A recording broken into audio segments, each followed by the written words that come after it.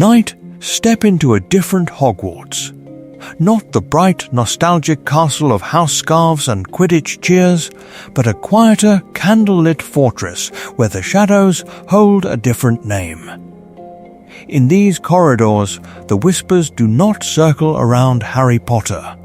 They coil instead around the shy boy in the back row, the one clutching a broken quill and a remembrall he keeps forgetting to use, Neville Longbottom. This is important, because in this retelling, the legend of Hogwarts' hero is not carved around a lightning scar, but around a stammering voice that almost never speaks up. The grave of the old story is still there, the tale of the boy who lived laid out like a polished replica of courage and destiny. Yet when you brush away the dust, another truth begins to stir beneath it, fragile and stubborn, refusing to stay buried. What if the real spine of Hogwarts' resistance was never the boy who lived, but the boy who kept failing, kept trembling, and somehow kept standing back up? What if the war was held together, not by a chosen savior, but by a child who thought the Sorting Hat had made a mistake? Who begged for Hufflepuff because he believed he was not brave enough to wear red and gold?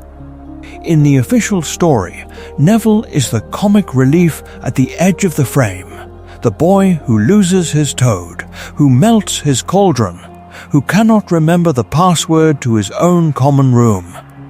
But the magic that shaped him was never gentle.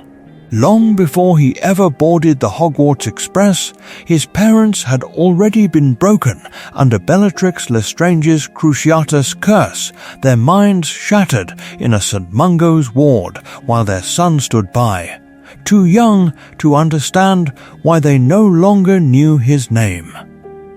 Not Dumbledore, who had watched another prophecy hang over two infants like twin blades. Not Hagrid, who had carried one baby from the ruins of Godric's Hollow and never saw the other boy crying in a different house.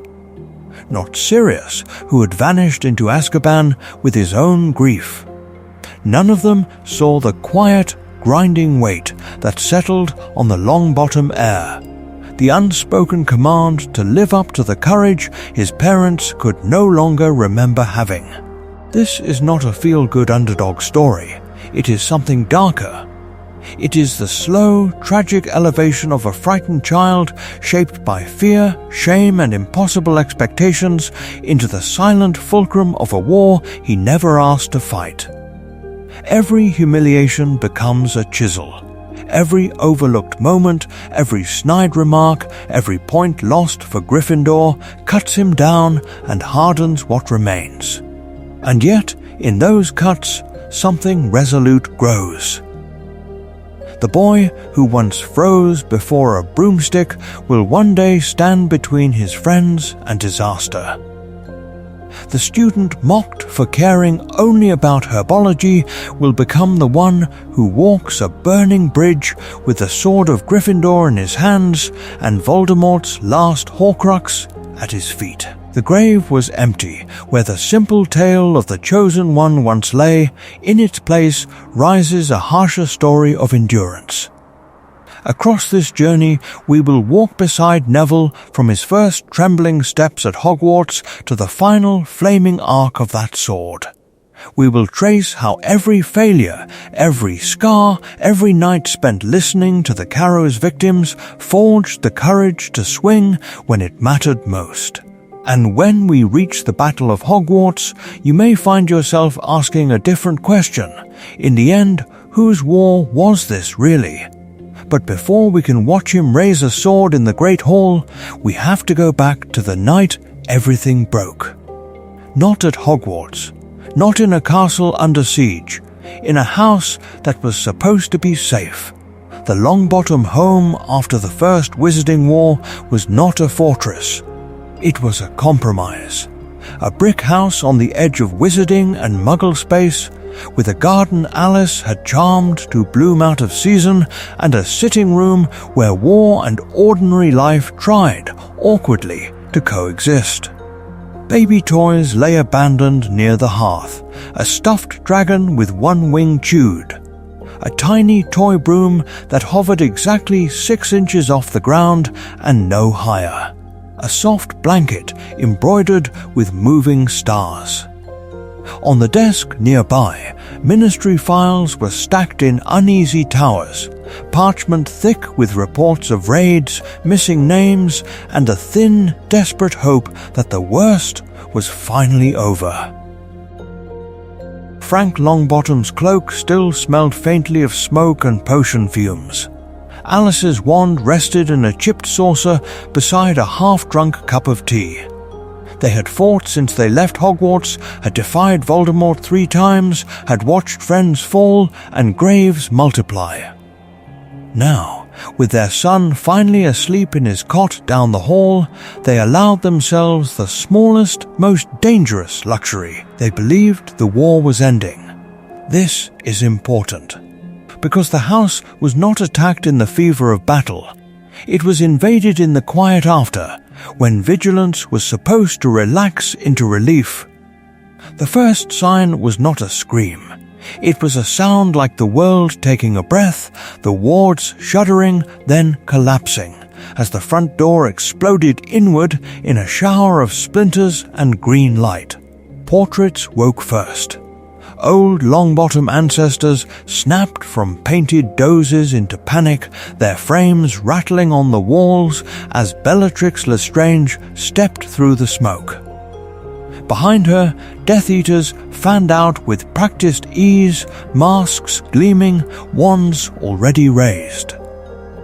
The air thickened with magic, the acrid sting of curses and burned wood. Somewhere down the corridor, baby Neville stirred, whimpered, then began to cry. Frank moved. Alice moved.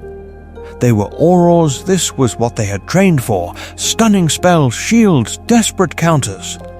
But the attack was not meant to kill quickly.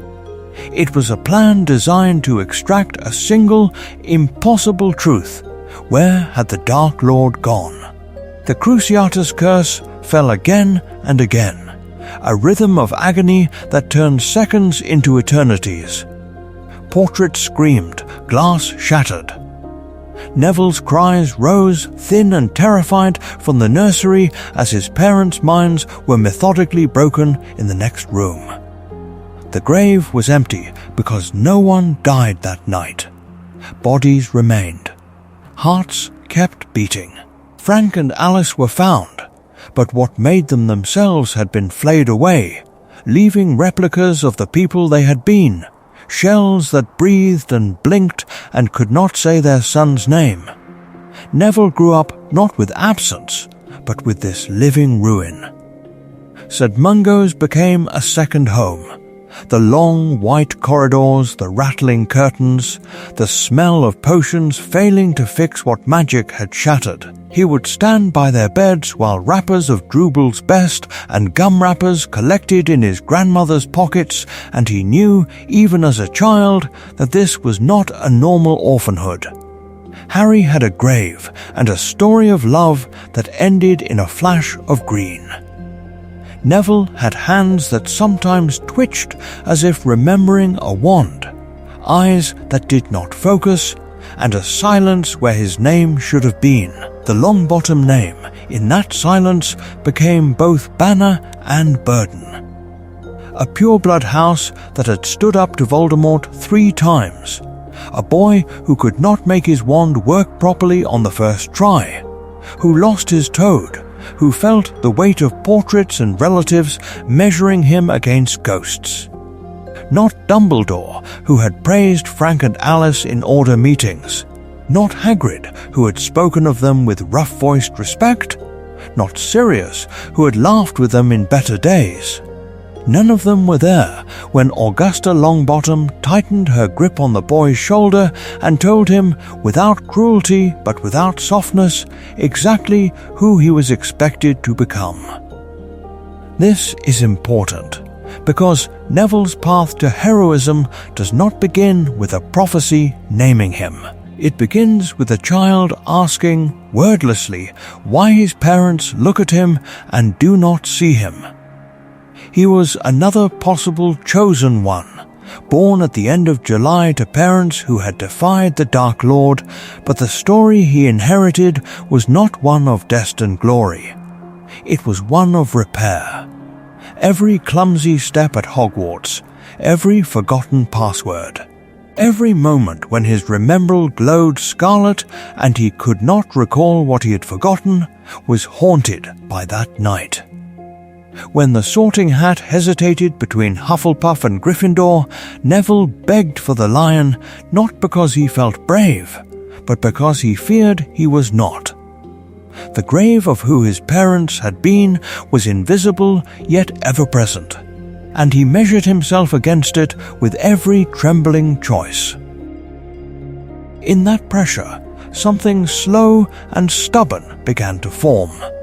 Not a flash of legendary magic, but the quiet decision to keep showing up, to keep standing in rooms where he felt smaller than his own surname. And as Dumbledore's army would later discover, a boy who has already watched his family destroyed in their own home is very difficult to frighten into silence. But before Dumbledore's army, before passwords and prophecies and swords in flames, there was a house that felt like a mausoleum with the lights still on. Longbottom Manor was not merely old. It was a monument to a pure bloodline that had bled for the war and then been left with nothing but portraits and silence.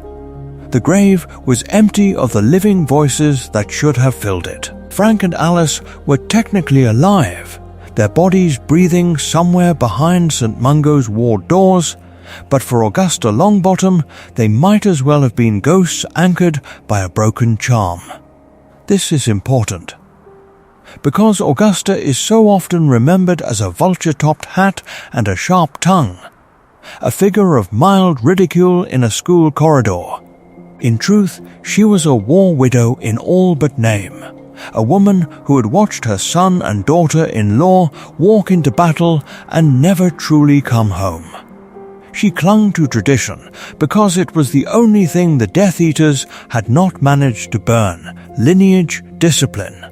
The old stories of aura glory told under portraits that never smiled. Neville grew up beneath those portraits, stern Longbottom faces, auras and ministry officials, watching from gilt frames as a small boy shuffled past, careful not to make noise on the polished floors. No one explained his parents' condition in full. No one spoke Bellatrix Lestrange's name in the nursery. Instead, there was a hush, a ritual silence, and in that silence he understood the truth. There was a before filled with laughter, and he belonged to the after. Every corridor carried comparison. Frank Longbottom, who had defied Voldemort 3 times.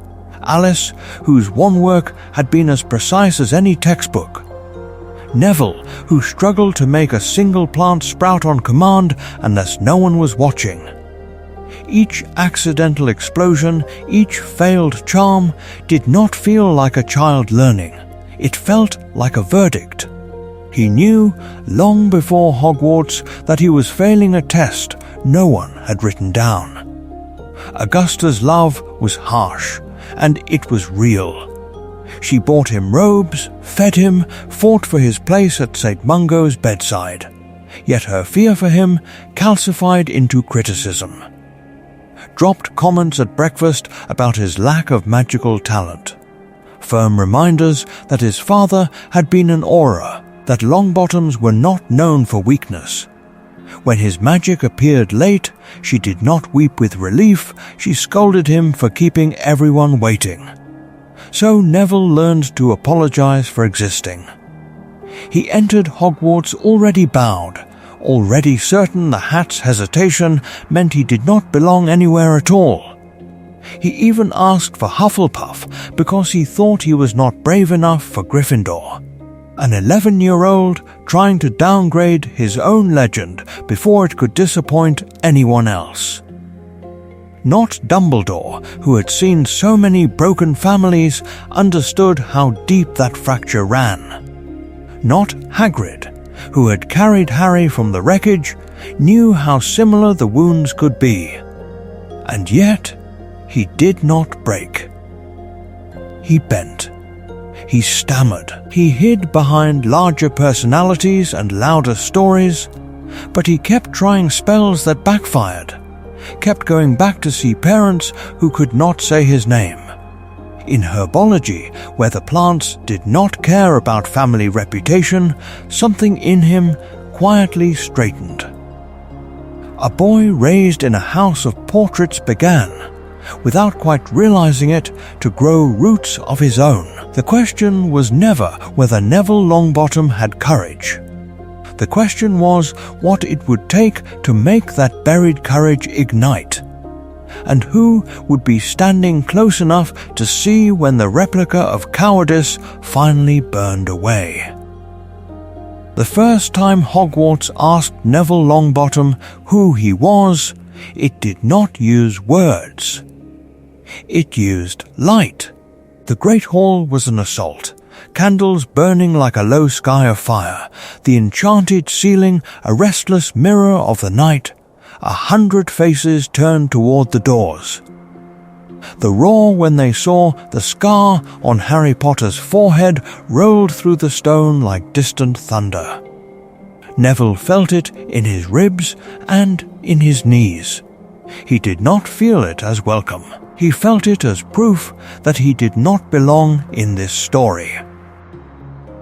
He shuffled forward with the other first years, robes a little too long, heart beating far too fast. Somewhere behind him, in another life, his parents would have walked this same path as celebrated Gryffindors, names already whispered in a different war.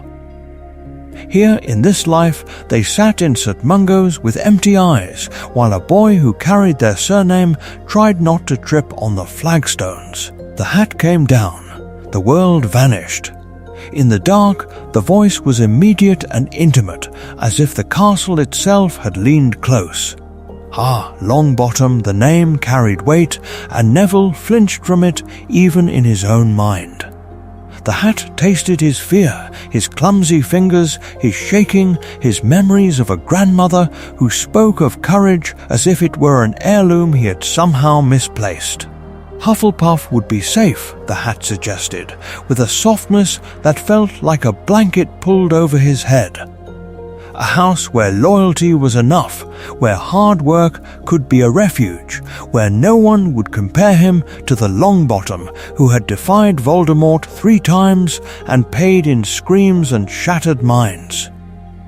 A house away from the grave expectations of Gryffindor. This is important, because in that moment Neville almost said yes. He almost chose the quiet house by the kitchen, the house that would have loved him without asking him to stand between anyone and death. The plan the magic was offering him was mercy, a life of greenhouses and study, of being kind rather than brave. Pattern interrupt. Neville Longbottom, who shook opening a window, did something no one expected. He asked for Gryffindor. Not because he felt brave. Because he knew he was not. Because he was so tired of watching his grandmother's mouth tighten when people mentioned his parents. So tired of feeling like a pale replica of the child they should have had, that the thought of spending 7 more years hiding from the word courage felt worse than the terror of failing at it. Please, he thought, so quietly that even he could barely hear it. Put me there. Make me try. The hat hesitated. Not Dumbledore, who had watched another boy be marked by prophecy. Not Hagrid, who had carried that other boy from the ruins. Not Sirius, who had rotted for a godson while Neville learned to tie his shoes. None of them knew that for one long breath. Hogwarts itself weighed the future of the war on a trembling first year's request. Then Gryffindor. The hall exploded again. this time for the house, for the legend of lions and daring. But the cheers were still loudest for Harry Potter. Already seated, already shining. Neville slid from the stool, ears burning, almost swallowed by the noise that was not for him. He walked to the red and gold table anyway. From the staff table, he was another nervous child. From the Gryffindor bench, another first year to clap on the back. But under the brim of the sorting hat, a secret had been sealed. The grave was empty of the boy who might have hidden. In his place walked someone who had chosen the house that would demand courage he did not yet possess. A decision that bent his path toward prophecy, toward resistance, toward a night when a sword would answer his hand. Neville sat down, half drowned by applause meant for someone else. Only the hat knew how close Hogwarts had come to losing one of its future leaders. He had the lion on his chest now. But in the days that followed, Neville Longbottom did not feel like a Gryffindor. He felt like a misfiled parchment in the wrong drawer, waiting for someone to notice the mistake and send him back. The evidence seemed relentless. The lost toad, first of all, slipping from his hands on the train and vanishing into the corridors as if even his pet wanted a different owner. The forgotten passwords, night after night. Stranded outside the common room while the fat lady sighed and the portraits whispered. The exploding cauldrons in potions, showers of boiling liquid and smoke that left him shaking while Snape's voice carved his name into the classroom as a warning. Each incident small. Together they formed a pattern, a kind of living charm that marked him as the punchline of Hogwarts. This is important, because the laughter did not remain gentle for long. It hardened, it became a habit. When Neville tripped on the staircase, the story was already written in his classmates' minds before he hit the floor. When he mispronounced a spell and sent feathers flying in the wrong direction, the room erupted, not in surprise, but in confirmation. Of course, Neville had done it again. Of course. Psychologically, failure became a strange kind of shelter. If everyone already expects you to fall, what is there left to lose when you hit the ground? He learned that if he flinched first, if he apologized before anyone accused him, if he laughed weakly along with the joke, the blow landed softer. Disappointment requires hope. They had stopped hoping. In a way that made him feel almost safe. Almost, but inside, the stakes were grave. Every botched spell was not just another embarrassment in a noisy classroom. It was another piece of evidence in a private trial he ran against himself. A quiet courtroom, where Augusta Longbottom's standards loomed larger than any castle wall. Each failure whispered that his grandmother had been right to worry, that Frank's wand had chosen the wrong boy, that the blood of war heroes had thinned when it reached him. Not Dumbledore, who had praised his parents' courage. Not Hagrid, who had spoken of the old days with awe. None of them saw the replica of bravery he feared he was carrying, hollow where it mattered. And yet, courage flickered. It did not roar, it shivered. When Madame Hoosh blew her whistle for flying lessons, Neville's terror was almost a physical weight pressing his feet into the earth. He knew what would happen if he left the ground. He also knew what would happen if he refused. So he stepped onto the broom anyway, hands slick, jaw clenched, because the thought of his classmates seeing how afraid he was felt worse than the thought of falling. That is a kind of bravery, though no one named it. This long season of humiliation was not wasted time. It was a forge. The courage it shaped in him was not the glorious, banner-waving kind that charges into battle for a grand plan. It was the smaller, more stubborn courage of returning to class after an exploded cauldron, of asking again for the password he had forgotten, of picking up Trevor and trying one more time to keep him alive and close. The grave was empty where his self-respect might have been, but something else was being buried there. The fear that failure was fatal. Every morning he rose into another day he was almost certain he would ruin. Every night he went to sleep knowing tomorrow would demand the same grim, quiet choice: to show up. Again, that slow, repetitive defiance would become the foundation for the boy who one day would stand when everyone else fell. And Hogwarts, watching, still thought it was laughing at him. Hogwarts laughed loudest the day it first put him on a broom.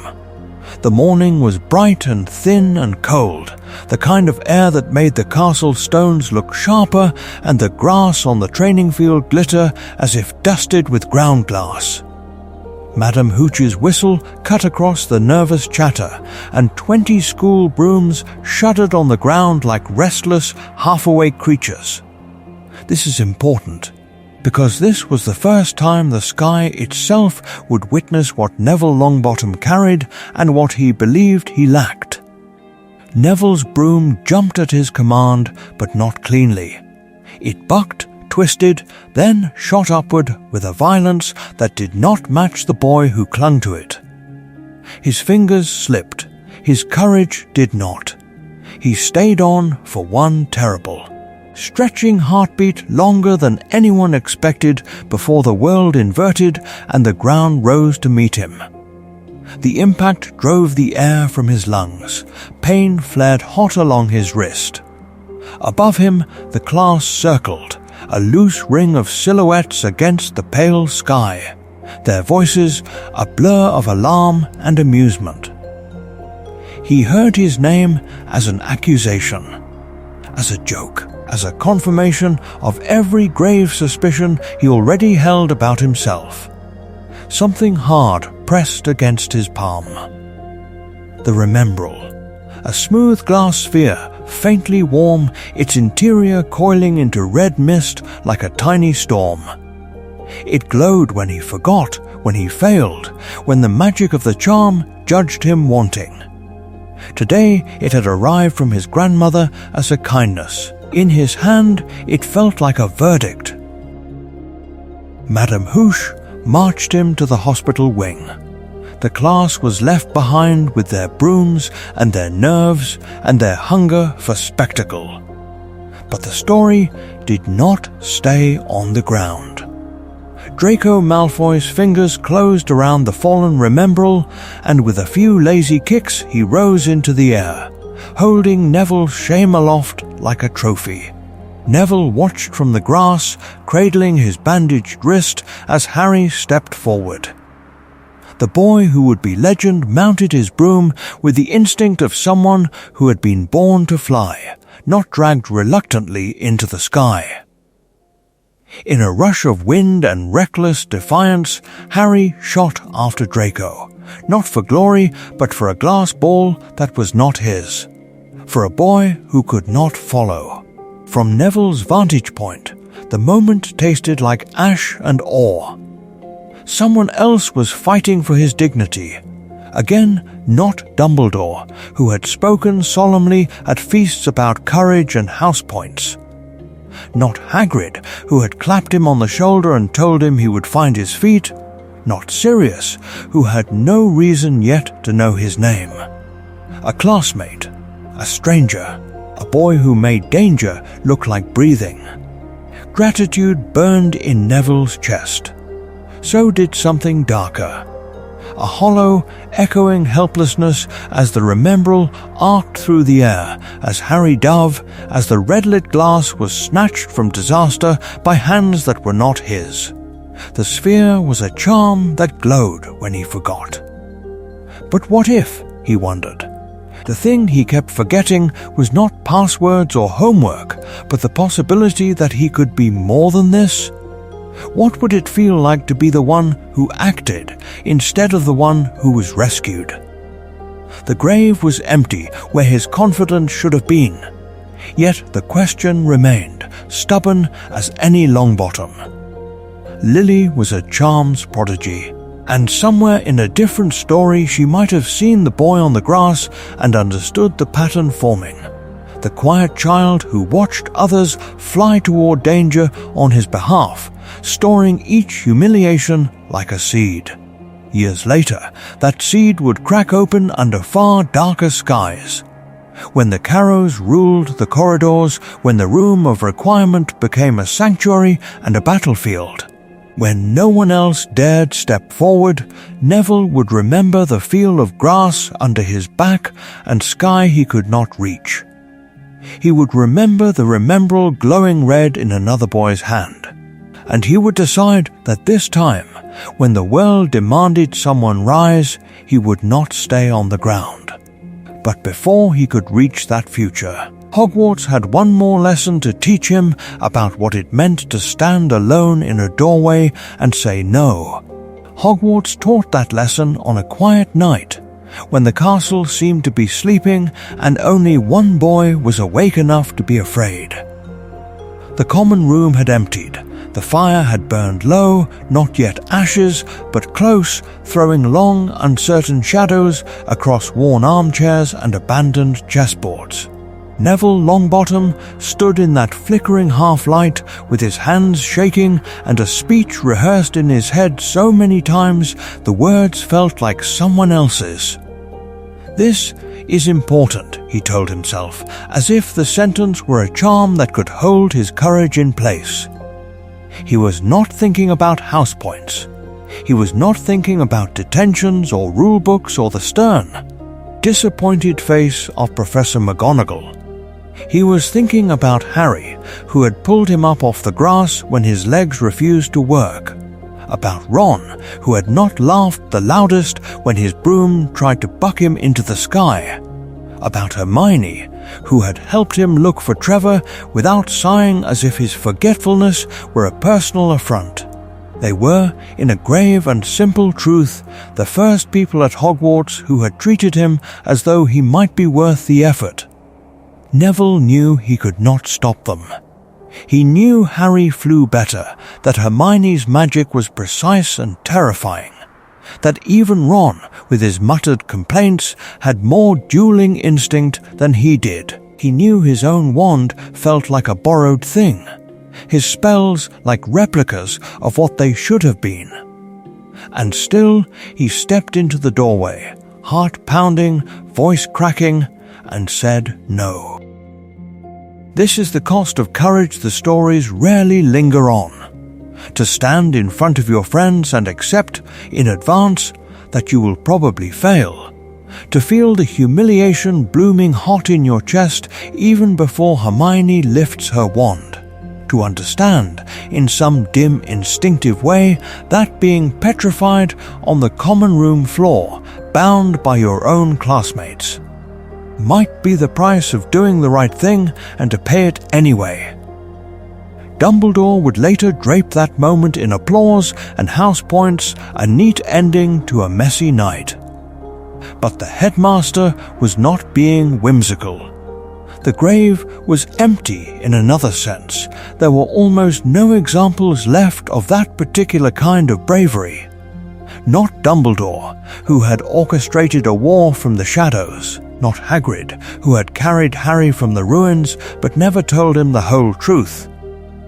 The war that was coming would not only demand people who could face Death Eaters, it would demand people who could face their own side and say, gently but firmly, you have gone far enough. Neville's stand in the Gryffindor common room became a pattern, not an exception. Again and again, he would be the one to plant his feet when others rushed forward. The one to say no when the plan was reckless, when the magic was too dark, when the cost was being measured in someone else's blood, What happens when the boy who once could not hold his wand steady becomes the man who holds a whole castle together? The answer begins here, with a shaking first year in a doorway, choosing to stand still while everyone he loves tries to move past him. The answer begins here, with a prophecy that did not care about names. A child born as the 7th month dies. A child to parents who have defied the Dark Lord 3 times. A child who will be marked as his equal by the Dark Lord himself. Stripped of legend and nostalgia, Sybil Trelawney's words are stark, almost clinical, like an inscription carved into a grave before anyone knows which body will fill it. This is important, because that description does not point like an arrow. It circles like a noose. 2 boys fitted. 2 houses. 2 sets of parents who had stood in the path of Voldemort's rising tide again and again, who had refused to bow. James and Lily Potter in Godric's Hollow. Frank and Alice Longbottom in a different village, with different wards, with a different baby crying in a different crib. Both boys born at the end of July. Both boys watched by an old man who listened to Trelawney and began to plan. Not Dumbledore, who had heard the prophecy and then watched the war narrow to these infants, could say for certain which one fate intended. Destiny did not send an owl with a name neatly written. It offered a riddle and waited to see which answer Voldemort would choose. Voldemort chose Harry. Not because the magic of the prophecy forced his hand, but because of his own fear, his own prejudice, his own obsession with blood and mirrors.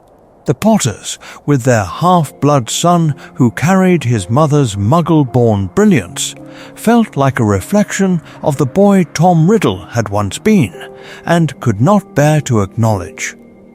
The Longbottoms were old pure blood, untainted, familiar. He did not believe that kind of family could ever produce the one who might truly overthrow him. So the Dark Lord walked one road instead of another, and in that choice he wrote both boys' stories. Had he turned his wand toward the Longbottom's door, it would have been Neville in the cot when the curse rebounded, Neville with the scar, Neville whispered about in every corner of the castle as the boy who lived. Harry might have been the quiet, unnoticed child in a different house, growing up without a legend pressing on his shoulders. Imagine the replica timelines branching from that single decision. In one, Augusta Longbottom raises a famous grandson beneath portraits of war heroes, her expectations sharpened by prophecy. In another, a small boy named Harry Potter grows up almost invisible, his parents' graves simply graves. His name not a story, but an afterthought. The grave was empty of certainty. Prophecy never guaranteed Harry. It almost claimed Neville. And this near miss does not make Neville lesser. It makes him more haunting. He grows without the narrative safety of being chosen, without adults arranging the board around him, without the secret knowledge that some ancient words have promised his survival. He is not the boy the world expects to live. He is the boy who decides to stand anyway. When he finally steps forward with the sword of Gryffindor, when he becomes the spine of Hogwarts itself, it is not destiny fulfilling a script.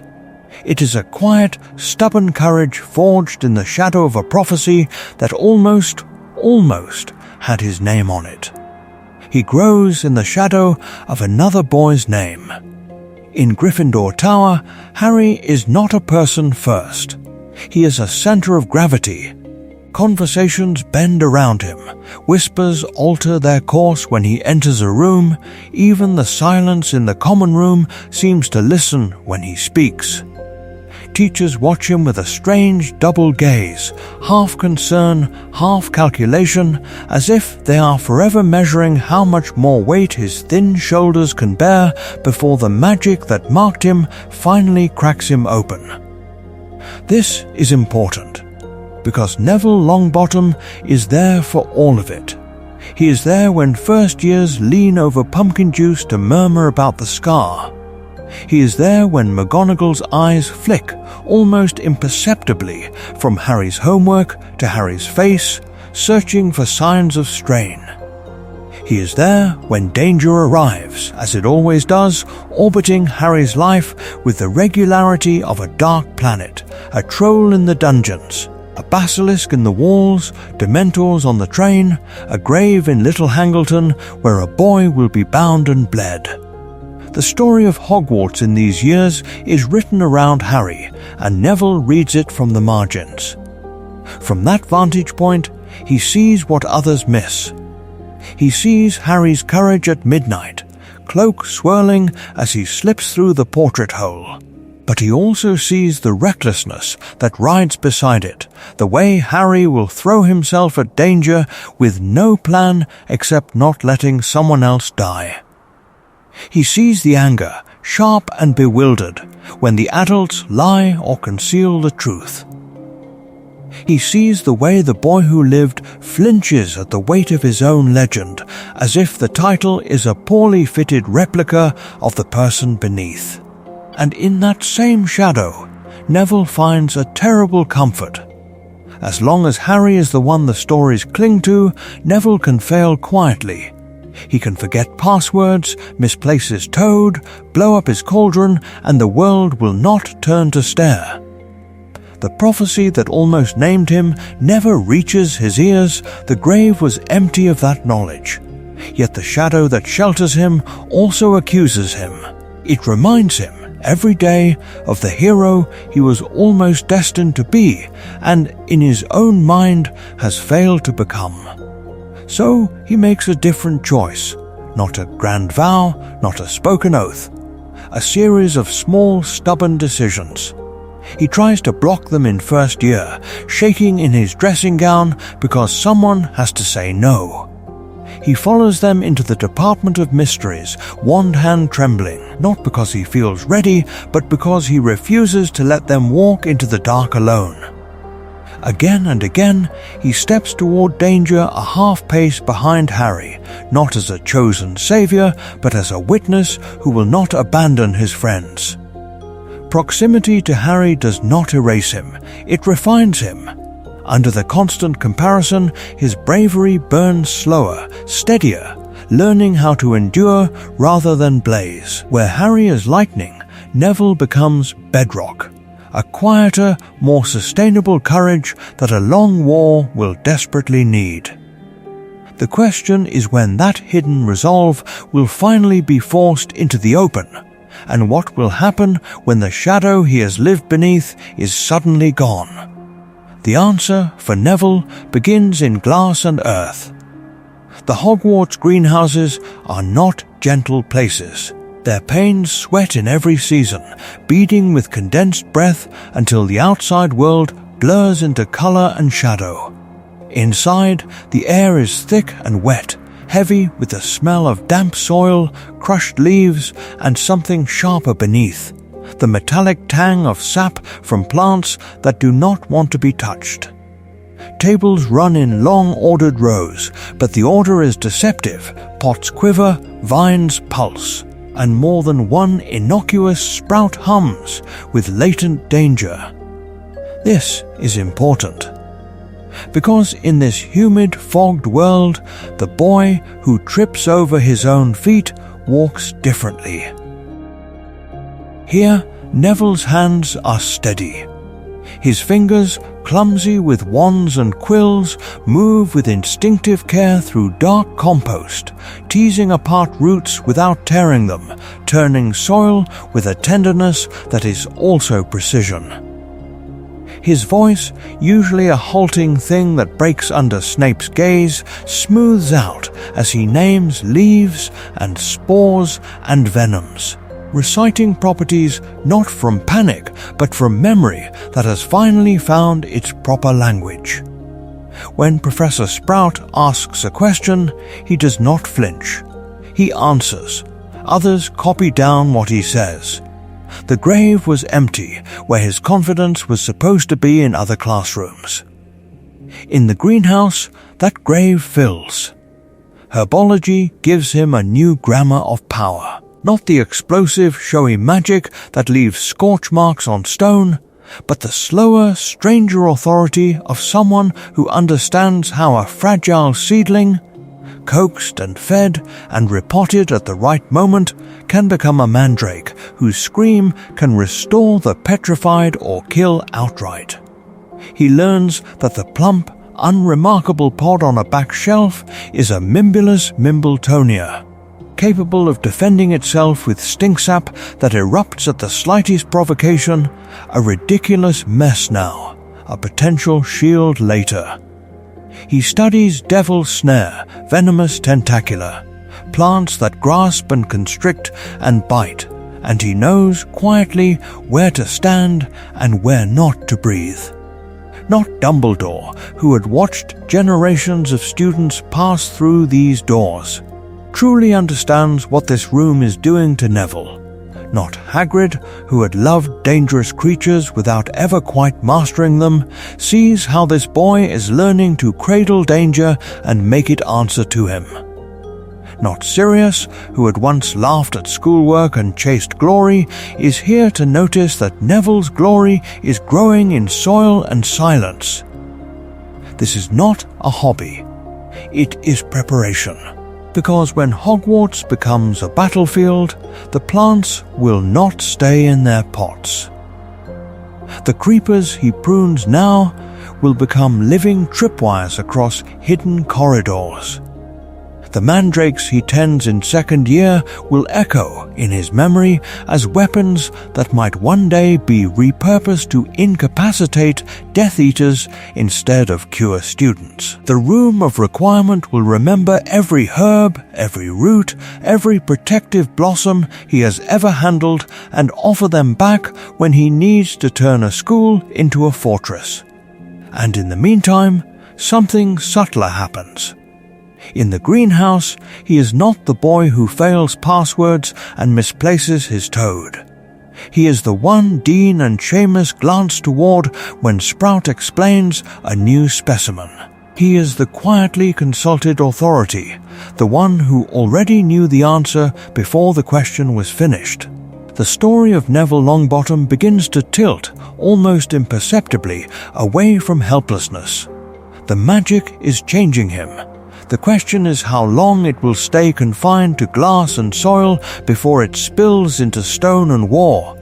The magic is changing him. But there is a place it cannot reach, a place where time has stopped and never restarted. St. Mungo's Hospital for Magical Maladies and Injuries does not look like a battlefield. It is worse. The long-term spell damage ward is all muted greens and washed-out whites, the color of diluted potions and forgotten hope. Curtains hang like tired ghosts between beds. From somewhere down the corridor comes the thin, tearing sound of a distant scream, frayed by repetition into something almost ordinary. Healers move with practiced gentleness around broken minds, hands steady, eyes guarded, as if any sudden motion might shatter what is left. Neville walks here as one who has trodden this grave since childhood. This is important. His shoulders are already hunched before Harry, Ron, Hermione and Ginny see the names on the chart at the foot of the bed. Frank and Alice Longbottom. War heroes reduced to a case file and a schedule of potions. His eyes dart everywhere but their faces, to the flaking paint, to the slow drip of a potion vial, to the floor where his shoes squeak faintly. He is both trying to vanish and trying to stand guard. When his parents look up, there is no recognition. Not of the boy, almost a man now, who has grown in the shadow of their absence.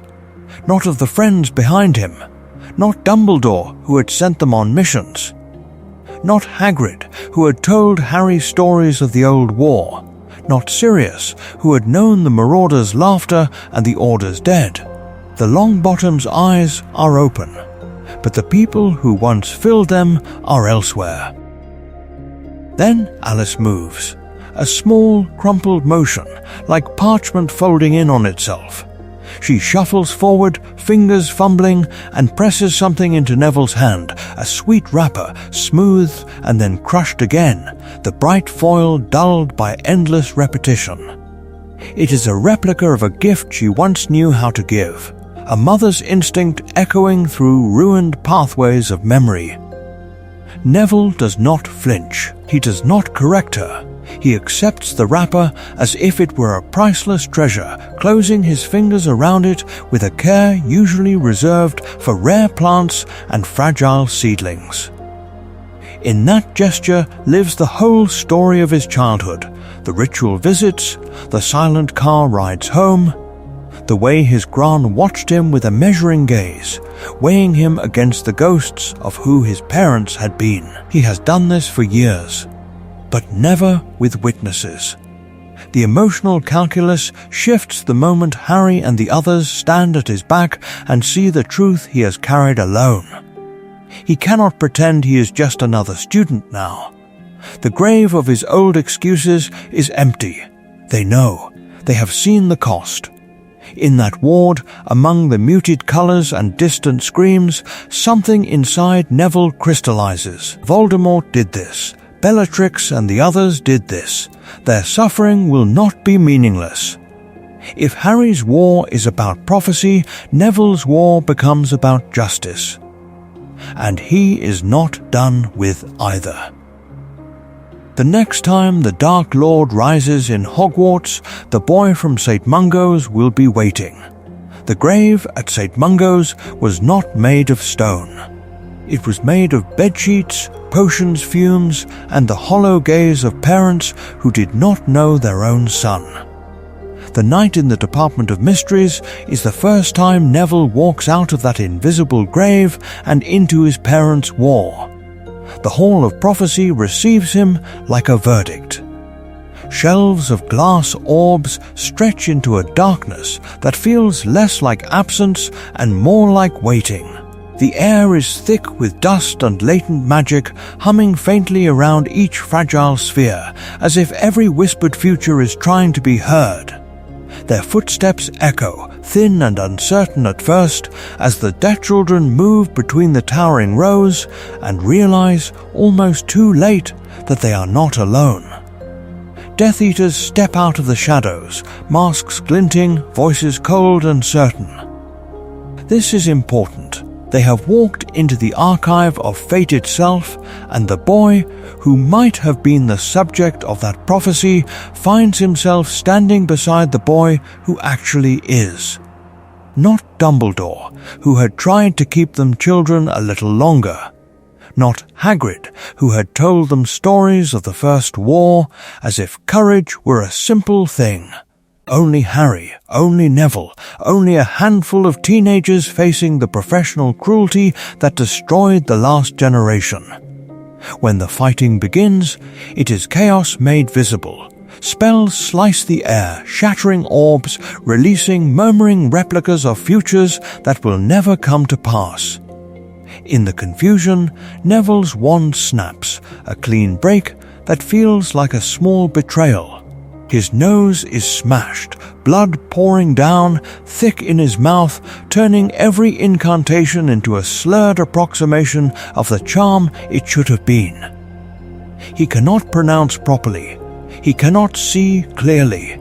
His body refuses to stay unbroken. But he does not fall back. He does not run. While others are dragged away or separated, Neville clings to Harry's side with a tenacity that has nothing to do with elegance and everything to do with decision. He knew what Bellatrix had done to his parents. He knew that somewhere in this building, in these very corridors, a prophecy once named a child as Voldemort's undoing.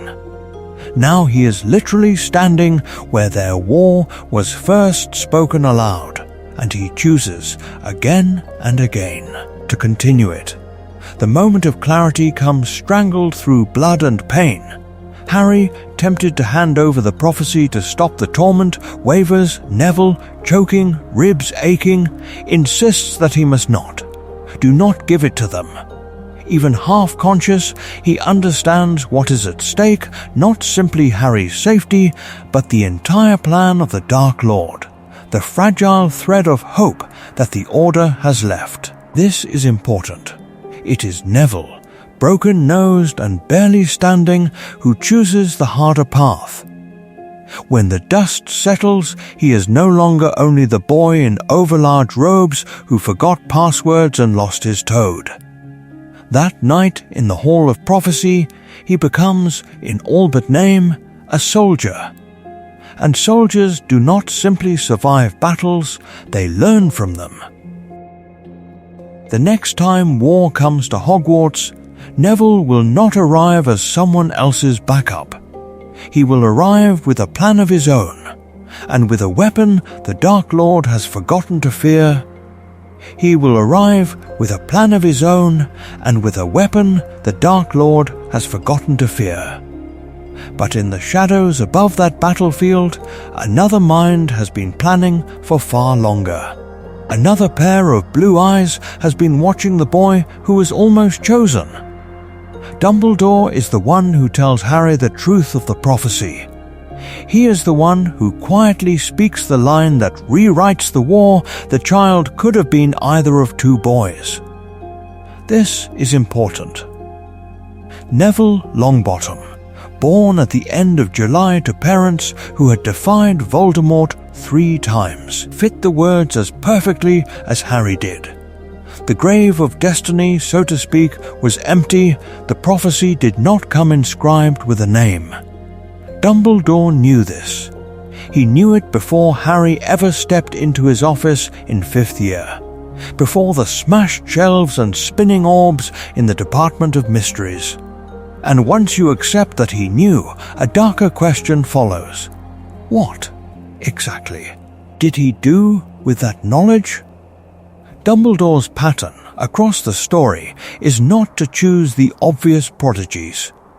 Not Dumbledore, who had once hired a fraud like Gilderoy Lockhart to protect children. Not because he believed in the man's talent, but because he believed in the educational value of seeing through a charming lie. Not Dumbledore, who had trusted a bitter, broken Severus Snape with the safety of his greatest pawn. He invests in the unlikely, the damaged, the ones who stand at the edge of the light and do not yet know they belong there. Neville is one of those. The boy who cannot keep track of a password, who loses his toad, who blows up his own cauldron. Yet in 1st year, when Neville stands trembling in the common room and tells Harry, Ron and Hermione that they cannot leave, Dumbledore does something very precise. He awards him 10 points for standing up to his friends, and he does it publicly in the Great Hall with the entire school as witness. A small charm cast in the open.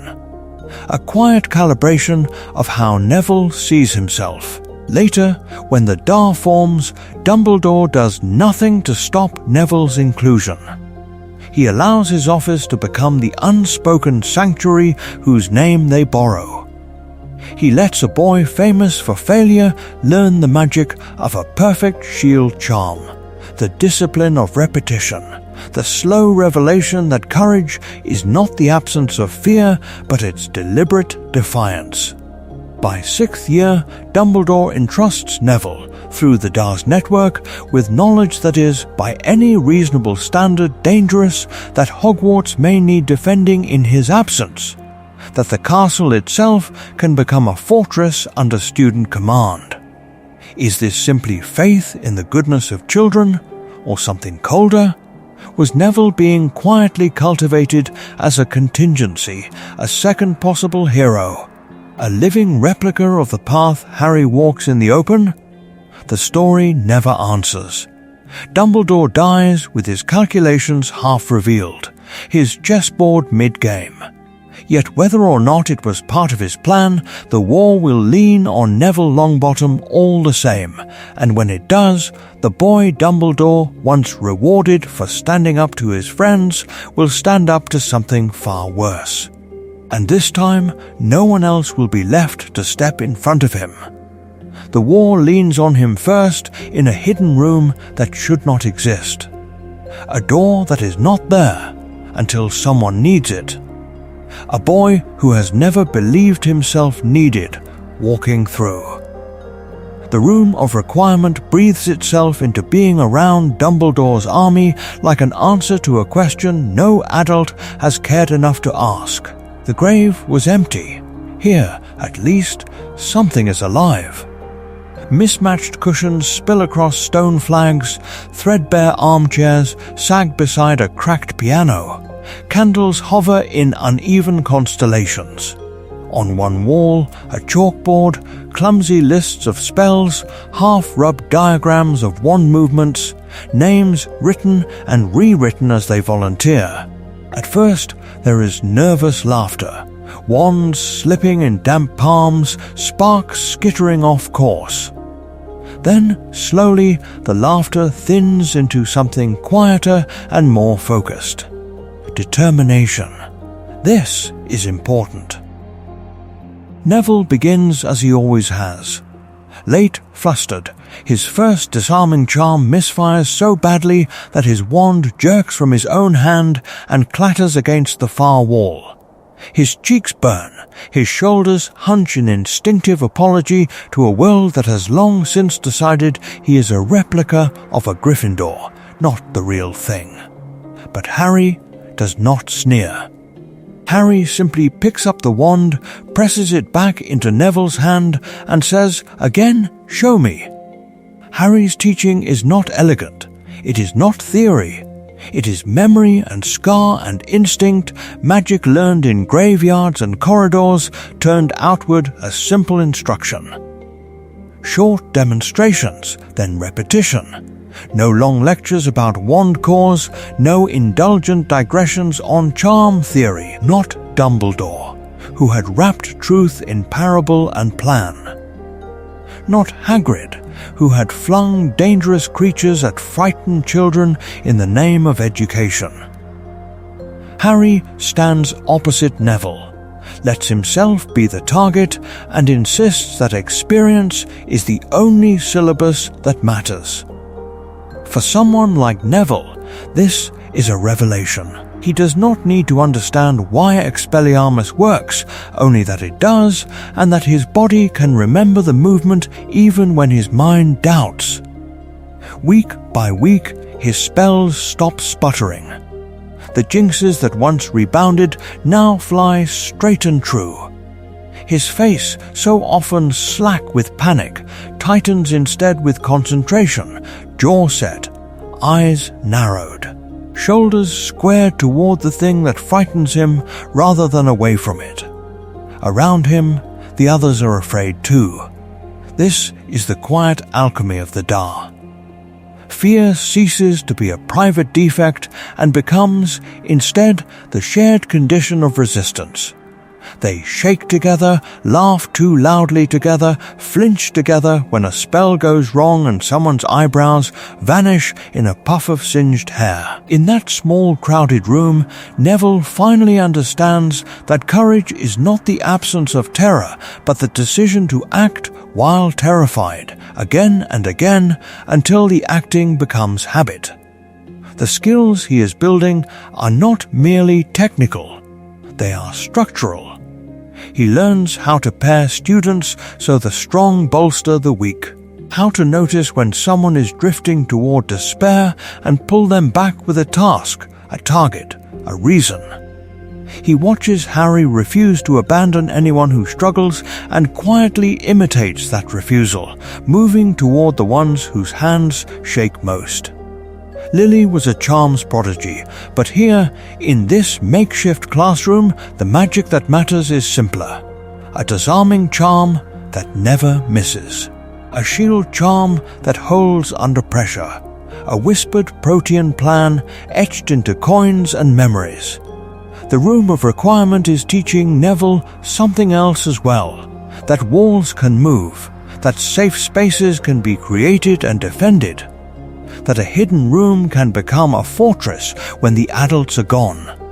When that day comes, and it will, Neville will remember these nights. The chalk dust on his fingers, the way his wand finally feels like it belongs in his hand. The moment Harry looks at him after a flawless, stunning spell and says nothing at all, only nods once, as if some private prophecy has just shifted its weight. The story will say that Harry taught Dumbledore's army. The truth is that the Dar taught Neville how to be the kind of leader who stands when everyone else is forced to kneel. And somewhere beyond the castle walls, in a house that does not officially exist, two people who knew his parents once will feel the wards shiver around Hogwarts and understand that a different Longbottom is stepping into the space the prophecy left open. The Room of Requirement is not done with him yet. It is only rehearsing. The rehearsal ends the night the Carrows arrive. Hogwarts does not fall with a scream, it sinks. Quietly, the portraits whisper, the staircases shudder, and when the students file into the Great Hall at the start of term, they find the castle under new management. Snape in the headmaster's chair, his silhouette a dark cutout against the enchanted ceiling. Amicus and Alecto Carrow flanking the staff table like twin predators who have finally been invited inside the walls they used to circle. This is important. The grave of the old Hogwarts is not marked by stone or inscription. Its marker is the way silence changes. Once, silence in the corridors meant curfew, mischief, the possibility of filch. Now it means something hunting. Amicus's laugh echoing after a curse. Alecto's breathless delight as she explains that dark arts is no longer a subject to be defended against, but a branch of magic to be studied, practiced, perfected. They do not even pretend otherwise. Dark arts replaces defense. Muggle studies becomes a venomous parody of itself, a catalogue of slurs and lies about people who cannot fight back. The classroom blackboards fill with words like vermin and inferior, and the Carrows invite students to repeat them until the language feels like a charm, a spell that makes cruelty easier. Detention becomes a bloodier word. There are no more lines to write, no more points to lose.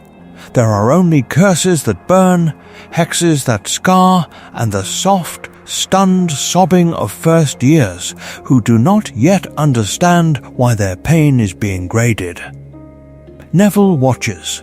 At first, he does what Gryffindors have always been told to do under Slytherin rule. Keep his head down, wait for a chance, trust that help will come from outside. Not Dumbledore, who had once been the unshakable centre of the castle. Not Hagrid, who had smuggled dragons and comforted children. Not Sirius, who had died on the wrong side of a veil. No one is coming. The breaking point is not his own suffering. It is theirs. A second-year girl from Hufflepuff, shaking as Amicus forces her to demonstrate the Cruciatus curse on a fellow student.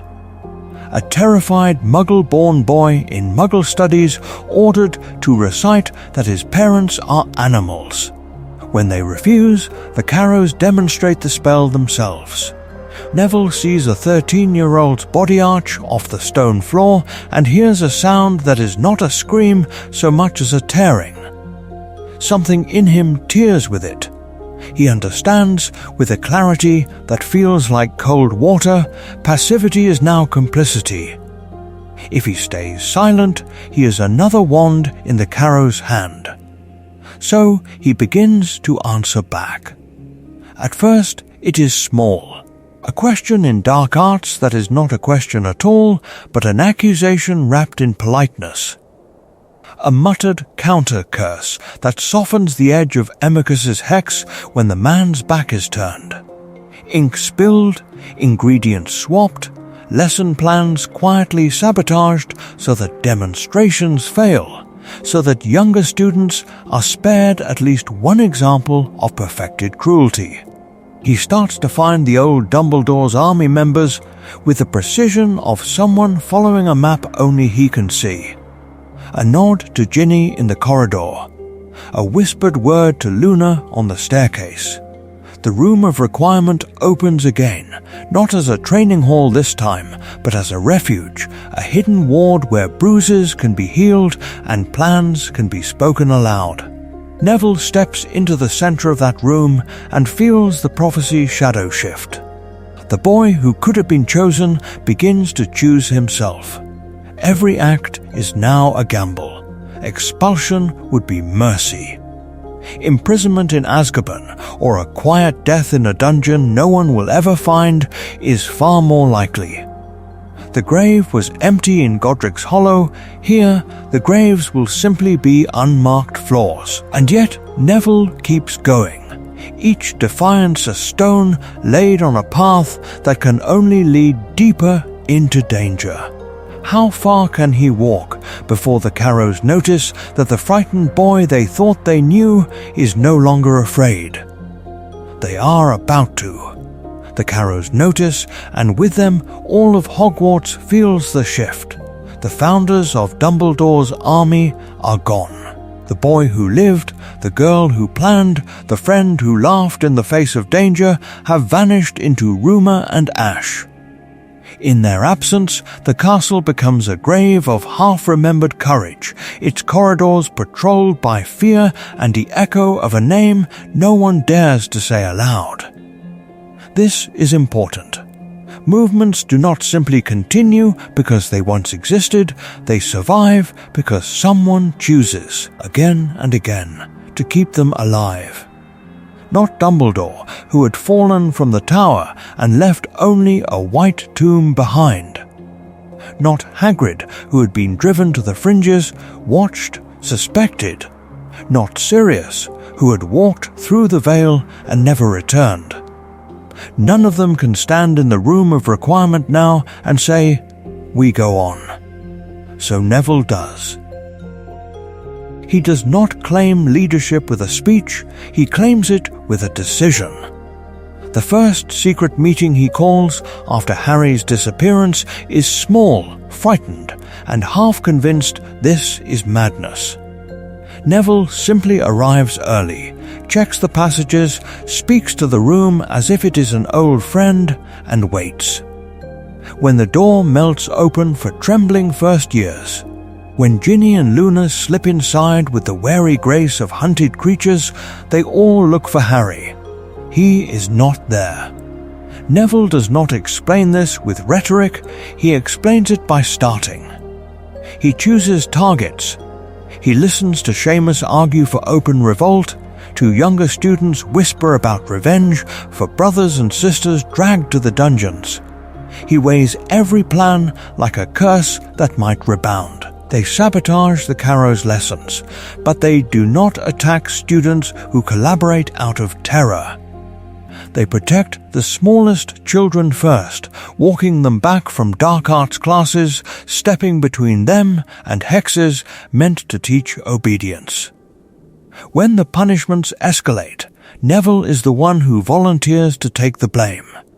The toll is written on his body long before the final battle. Cuts that do not quite heal, bruises that bloom like dark flowers along his ribs, burns from curses designed to leave no visible mark and yet leave him shaking. Nights when it is no longer safe to sleep in his dormitory because the Carrows have understood that fear spreads faster through a house when its symbol is publicly broken. So he moves into the room of requirement, turning it from a training ground into a sanctuary, a living charm against despair, a place where stolen food and smuggled blankets become acts of rebellion.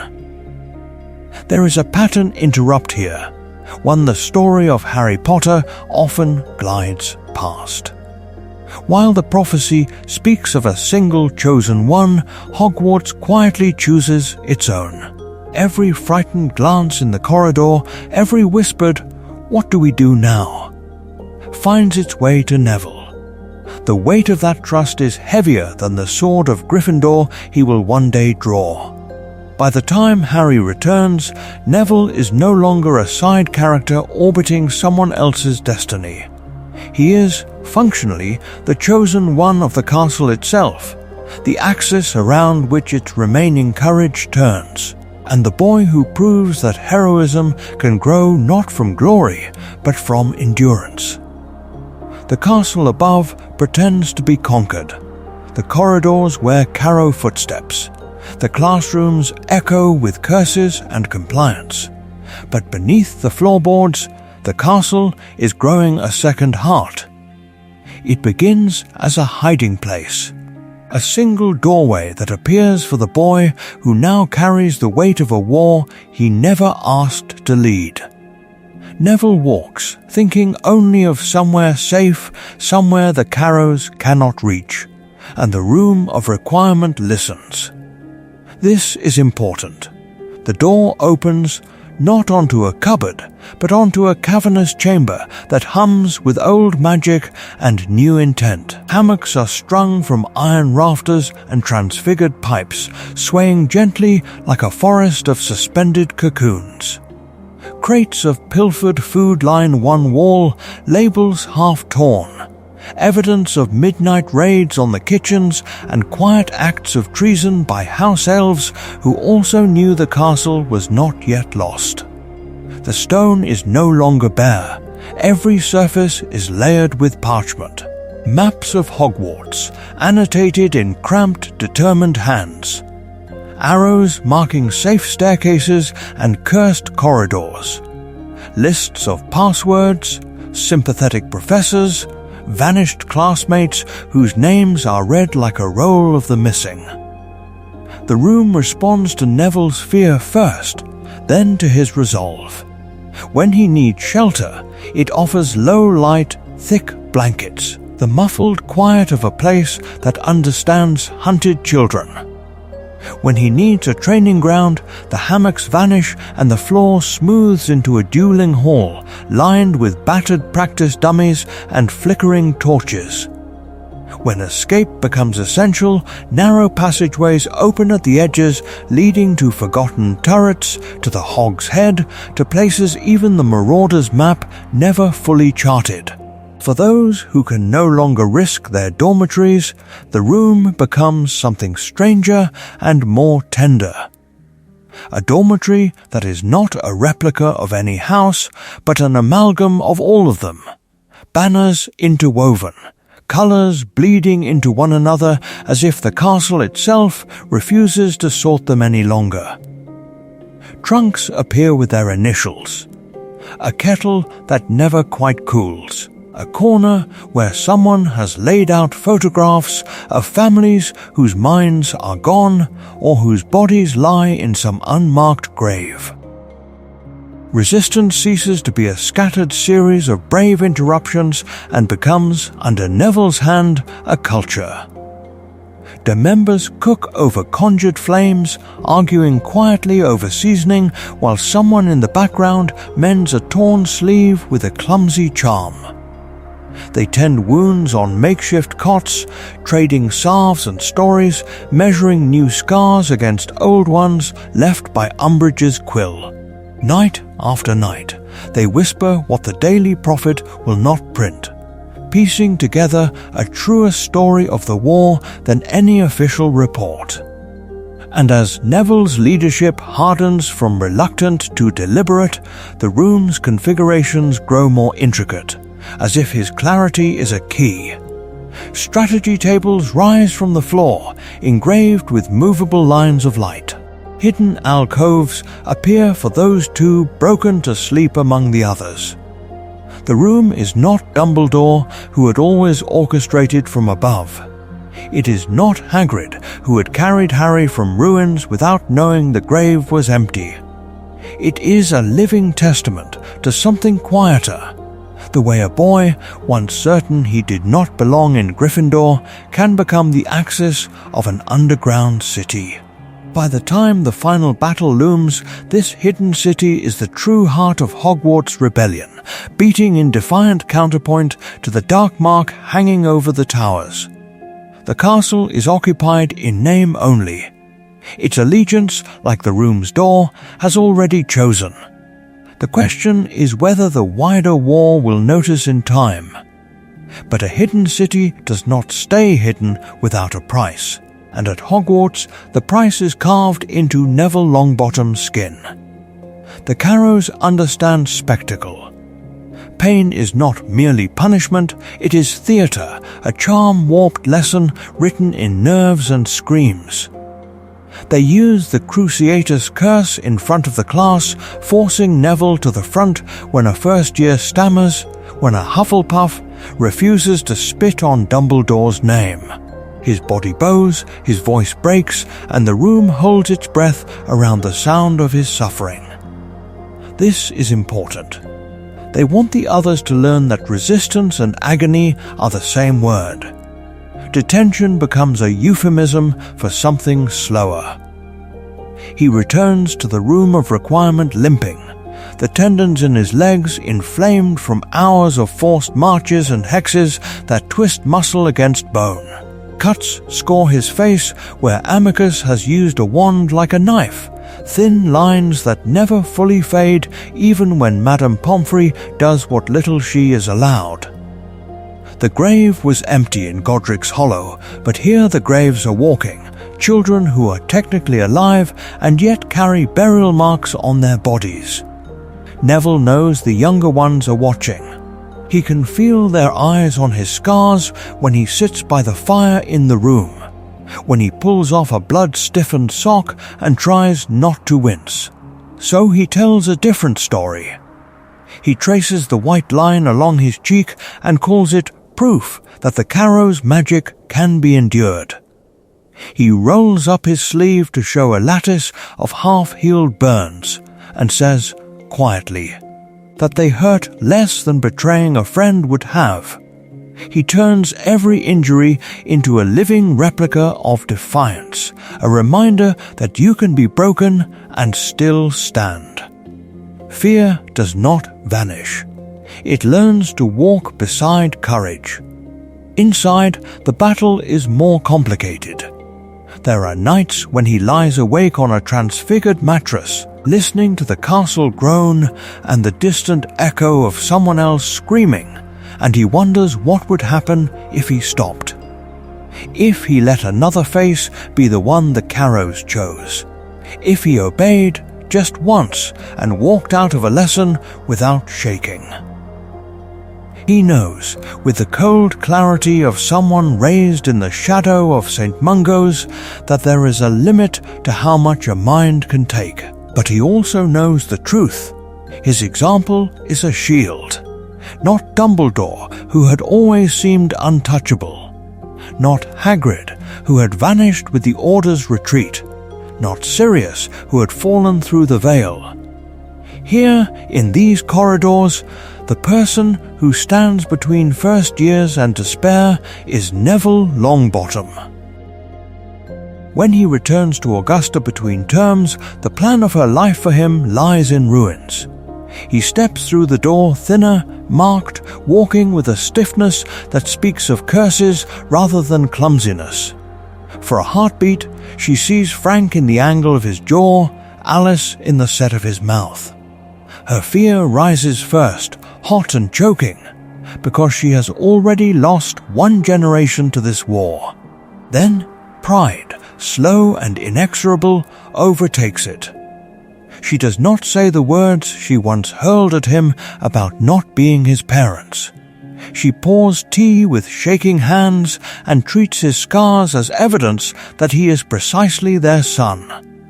By the time Harry returns to Hogwarts, Neville is no longer the boy who forgets passwords.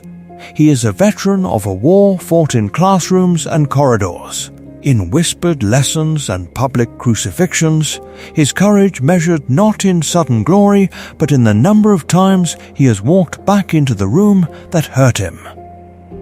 The question is, what happens when that quiet, battered veteran is finally given a sword? By the time the answer comes, it does not knock. It walks through fire. The wall of the room of requirement splits open in a sheet of white gold flame, and for a suspended, impossible second, no one moves.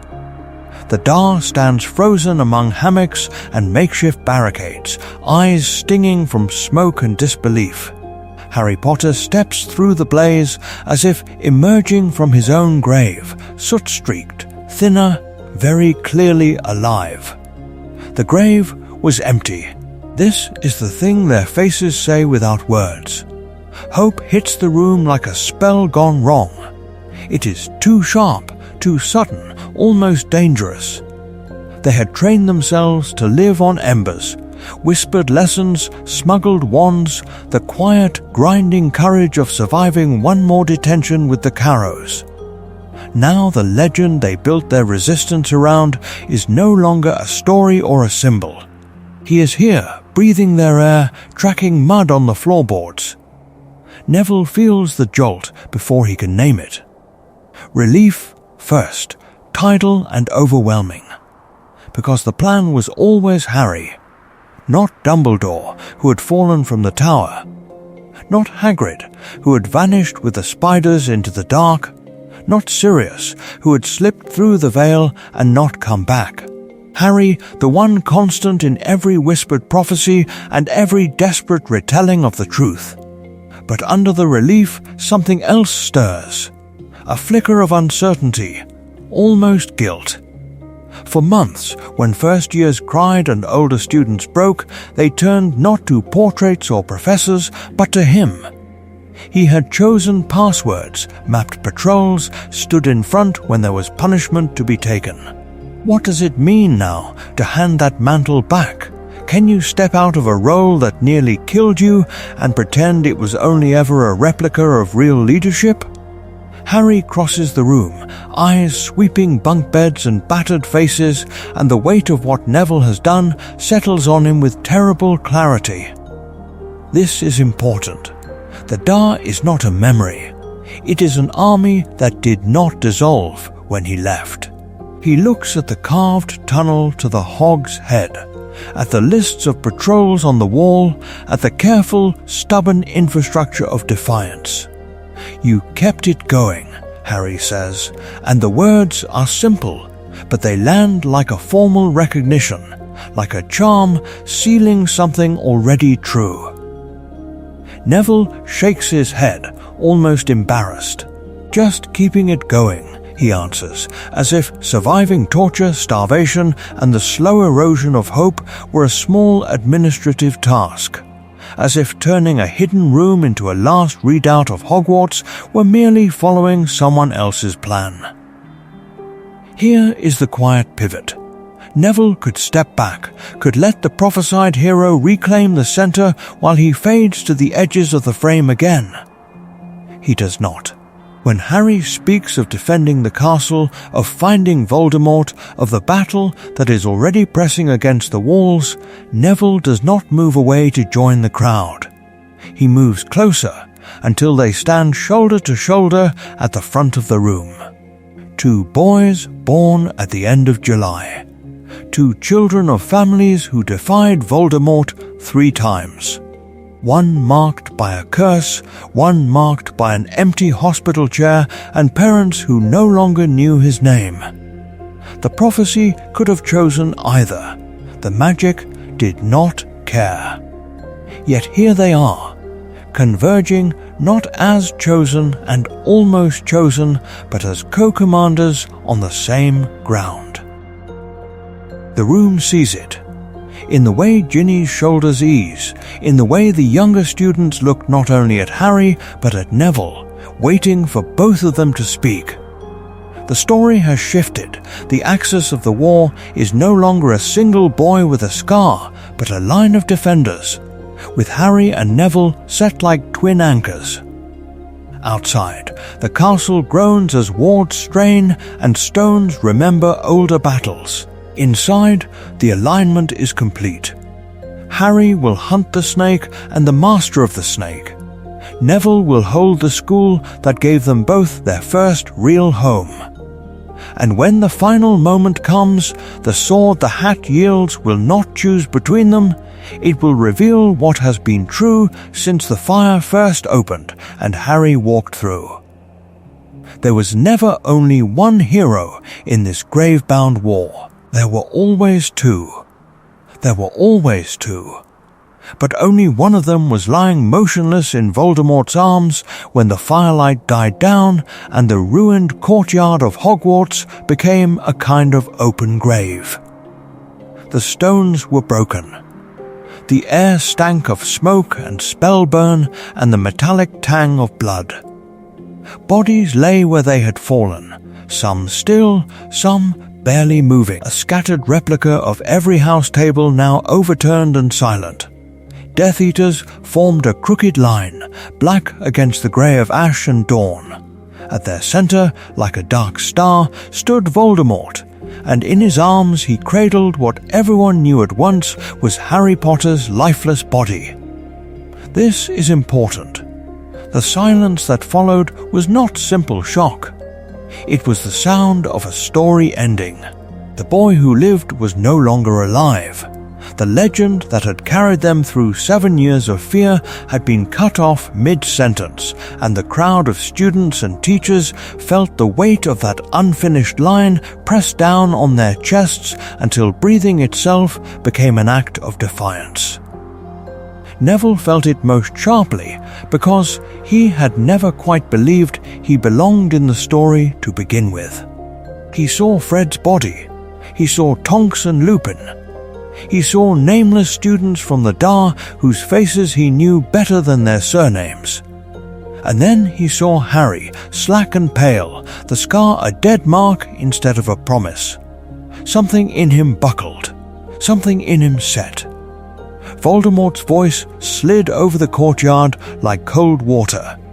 He spoke of mercy, of an end to the fighting, of a new order where blood and obedience would keep them safe. "Lay down your wands," he said, "and live." It sounded almost reasonable in that moment. With the castle broken behind them and the future shattered at their feet, who could stand against this when Harry Potter himself lay dead in the Dark Lord's arms? Not Dumbledore, who had fallen from the tower. Not Hagrid, who had carried Harry's body once and now stood bound and helpless. Not Sirius, who had vanished beyond the veil years before this final reckoning. The old guardians were gone. The last adults who might have spoken were either dead, missing, or kneeling. So Neville moved. He did not stride. He stumbled, half from exhaustion, half from the invisible weight of every expectation he had ever failed to meet. The boy who forgot passwords, who lost his toad, who could not make his wand obey him for years, walked forward into the open space between the living and the dead. His heart hammered. His hands shook. But the thing inside him that had kept the Dar alive when the Carrows ruled the corridors refused to kneel. Voldemort offered him a place, spoke of his parents as examples of useless defiance, dangled the chance to avoid their fate. Surrender and you may live. Neville listened. Then he rejected not only the offer, but the lie beneath it, that peace built on fear was anything but another form of war. His words were not polished. They did not need to be. He said that Harry would live on in what they chose now. He said that Dumbledore's army was still alive, because it had never been about one boy with a scar. It had always been about the dozens who had learned, in secret rooms and shadowed corridors, that love and loyalty were a kind of magic no killing curse could touch. This is important. He insisted that people would keep fighting, with or without a chosen one, because the truth was simple. They would rather die standing than live forever on their knees. The grave was empty in another sense now. The grave Voldemort had tried to build in their minds, the burial of hope, cracked under Neville's voice. For a heartbeat, even the Death Eaters seemed to hesitate, as if they, too, heard the possibility that this war was not yet written. Voldemort laughed. He mocked the boy, called him foolish, called his courage meaningless in the face of true power. Yet he did not kill him. He bound him, trapped him, pinned him like a dangerous specimen instead of discarding him as he had so many others. And in that choice, in that small, wary restraint, the Dark Lord confessed what he would never say aloud, that this trembling, stubborn Gryffindor with his parents in St. Mungo's and soil under his fingernails was a threat. Because if one frightened boy could stand up in the ashes of Hogwarts and say no, who else might follow? The answer to that question would arrive with a sword, a serpent, and the shattering of the last Horcrux. The sword arrives in fire. The boy who would not kneel is dragged forward, the rubble of the castle a kind of grave around him, and Voldemort's patience fractures. The Dark Lord needs a spectacle. He needs a warning carved into the terrified air of that ruined courtyard, a living replica of what happens to those who say no. So he forces the sorting hat down over Neville Longbottom's head. It is not a hat now, but a sentence. Flames lick at the brim. Smoke coils into Neville's hair, the stench of burning fabric and ancient magic mingling as Death Eaters watch. Voldemort speaks of a new Hogwarts, a purified Hogwarts, and he means to crown it with this, a Gryffindor student, screaming and ablaze as the last lesson of the old world. This is important, because in that moment, Neville is not chosen by prophecy or protected by any sacrificial charm. He is alone. The hat remembers otherwise. It remembers a trembling first year who begged it not to put him in Gryffindor because he did not believe he was brave. It remembers another boy, years earlier, who pulled a sword from its depths in a flooded chamber beneath the school. The law is older than either child. Godric Gryffindor's blade, wrought of goblin silver, appears to any true Gryffindor in a moment of need, called through the hat like a buried truth pulled from the mind. The grave was empty where Godric lay, but his intent remained suspended in steel. That sword does not answer to bloodlines or grades or the neatness of a life plan. It answers to choice. Neville has been choosing for years, choosing to stand in front of his friends in a common room and say no to Harry, Ron, and Hermione, choosing to come back to Hogwarts when others fled, to turn the room of requirement into a sanctuary, to take the Cruciator's curse rather than carve lies into his own skin. Not Dumbledore, who had offered guidance from a distance. Not Hagrid, who had carried Harry from the wreckage. Not Sirius, who had burned bright and brief in the sky of Harry's life. Neville did these things without prophecy, without a story that said he must survive. The hat knows this. The magic knows this. So as fire eats at the rim and Voldemort's new order leans forward to watch a boy burn, the fabric splits, not with a scream, but with a sound like metal drawn from stone. Cold weight drops into Neville's hands. He is no longer the child pleading to be sent somewhere safer. He is the man for whom Gryffindor itself now testifies. This is important. Drawing the sword of Gryffindor is a reclamation. It is the moment Neville proves that the hat was not mistaken, that courage is not the absence of fear, but the decision to move while afraid again and again until the decision becomes identity. The steel catches the firelight, reflecting the blaze meant to consume him. Nagini coils nearby, the last Horcrux alive and watching, the entire war balanced on the edge of that blade. And for a suspended instant before the swing, the world holds its breath and waits to see which story will end. The suspended instant breaks. The sword moves. Neville does not so much decide as obey a decision already made somewhere in the long corridor of nights between his parents' ward and this burning hall. The Sorting Hat still scratches at his scalp, the whisper of Gryffindor ringing in his ears as the metal clears the brim. He tears free of the bodybind with a crack of will rather than wandwork, the charm shattering like thin glass around him, and he lunges. Nagini rises, a column of scaled muscle and cold intent, sensing the shift in the air. The world narrows. Smoke curls in slow spirals. Sparks drift like falling stars.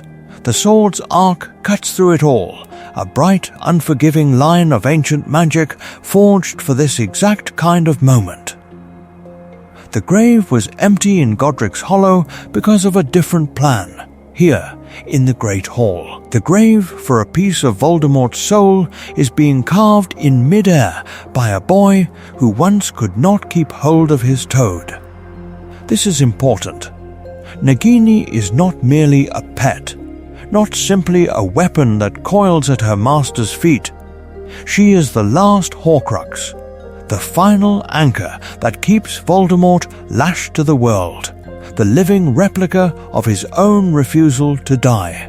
Every other fragment has already been hunted down and destroyed, each one a small funeral for a sin. Without this strike, every sacrifice collapses into futility. With Nagini alive, the story cannot end. The blade meets flesh with a sound that is almost a sigh. There is no elegant duel, no shouted incantation, only the brutal, simple geometry of steel through spine. Nagini falls in two ruined pieces, her body convulsing on the flagstones, the magic that bound her to Voldemort's soul tearing loose like a ripped seam. Silence follows. Not Dumbledore, who had traced the map of Horcruxes and died with the plan unfinished. Not Hagrid, who had carried Harry from one war into the next. Not Sirius, who had dreamed of raising his godson and never lived to see this dawn. It is Neville Longbottom, the boy who once begged the hat for Hufflepuff because he thought he was not brave enough, who delivers the stroke that makes Voldemort mortal again. Voldemort screams. It is not rage alone. Something has been taken from him that cannot be remade, and every Death Eater feels it as a pressure change, as if the air itself has remembered that he is only a man. Wands waver, eyes flicker. For the first time, they know their master can die. In narrative terms, this is the hinge on which the entire war turns. Without Neville's act, Harry's final duel would be a gesture performed against an immortal shadow, a reenactment of Godric's Hollow with no hope of conclusion. With it, the prophecy's ending becomes possible. The child marked by Voldemort can finally face a foe who is not protected by hidden graves of his own soul. Pattern interrupt. The least likely boy has already won the war's decisive battle before Harry casts a single spell. From here, the last duel is not about making Voldemort mortal. It is about proving that he always was. And yet, when the shouting stopped, when the last echo of Voldemort's body hitting the stone faded into a stunned, ringing silence, the war did not end in a blaze of legend. It ended in the Great Hall, with dust in the air and blood on the flagstones, and the slow, terrible work of counting the dead. The bodies were laid out in rows, a grim geometry of loss. Mothers stepped between fallen students. Friends knelt beside still hands that had held wands only hours before. The living moved like ghosts among the newly made graves in waiting, each name a small catastrophe.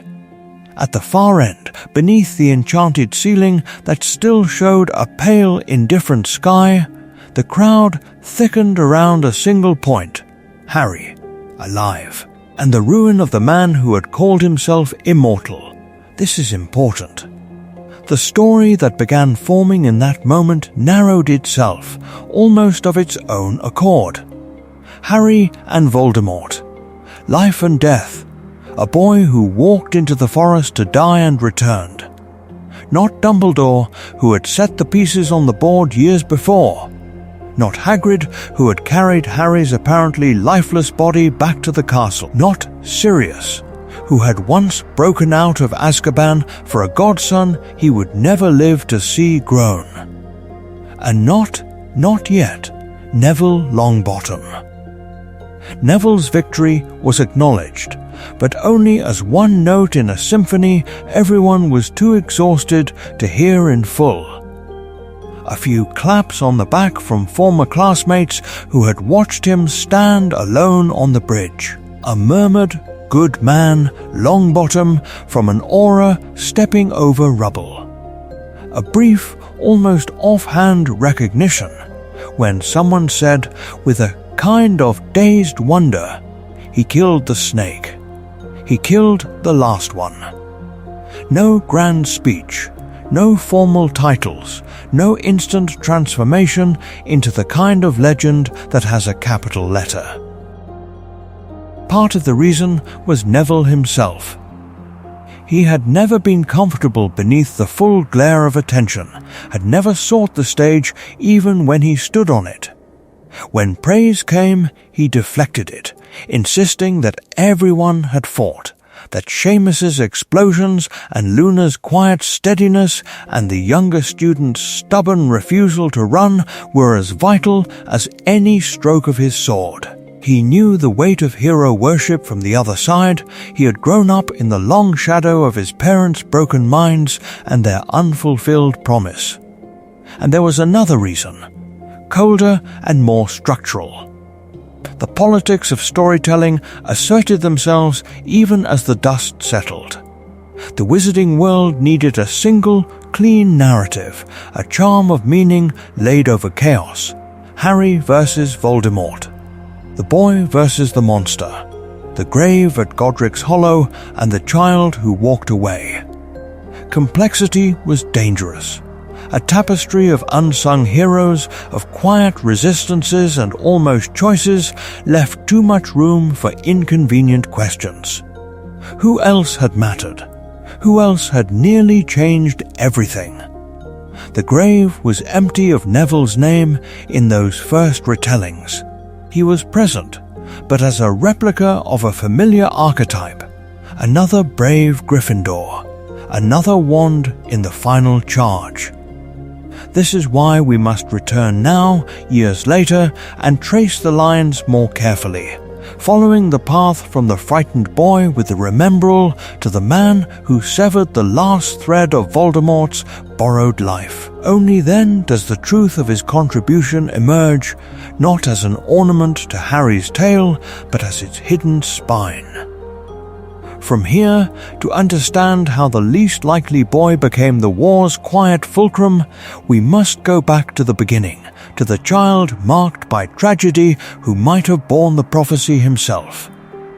The child who might have borne the prophecy grows up. He does not become an aura. He does not stalk graveyards with a wand drawn and a list of names to avenge. He walks instead into a greenhouse at dawn, the glass beaded with condensation, the air heavy with damp earth and the slow, patient pulse of living magic. Neville Longbottom, adult, is almost unrecognizable from the boy who shook as he held a remembrall. He moves between tables of fluttering snarglyphs and shy, luminescent blossoms with an ease that is not showy but settled. His voice, when he corrects a grip on a trowel or redirects a miscast charm, is firm without cruelty. Students listen. This is important. They do not listen because he killed Nagini. Most of them have never seen a battlefield. They listen because he is grounded, because he believes they can learn, because he wears authority like a well-mended robe rather than a crown. After the war, there would have been offers. Of course there were offers. The ministry, desperate to reforge its shattered image, would have seen in Neville a useful symbol, the awkward boy who became a war hero, the pureblood heir with a spotless record and a famous grandmother. Aura training brochures would have arrived with his name already inked in, promising sanctioned pursuit of the last Death Eaters, a life of sanctioned danger that looked, on parchment, like purpose. There would have been quiet conversations about Department of Magical Law Enforcement posts, about advisory roles, about being the young face of a reformed institution. He could have accepted. Many did.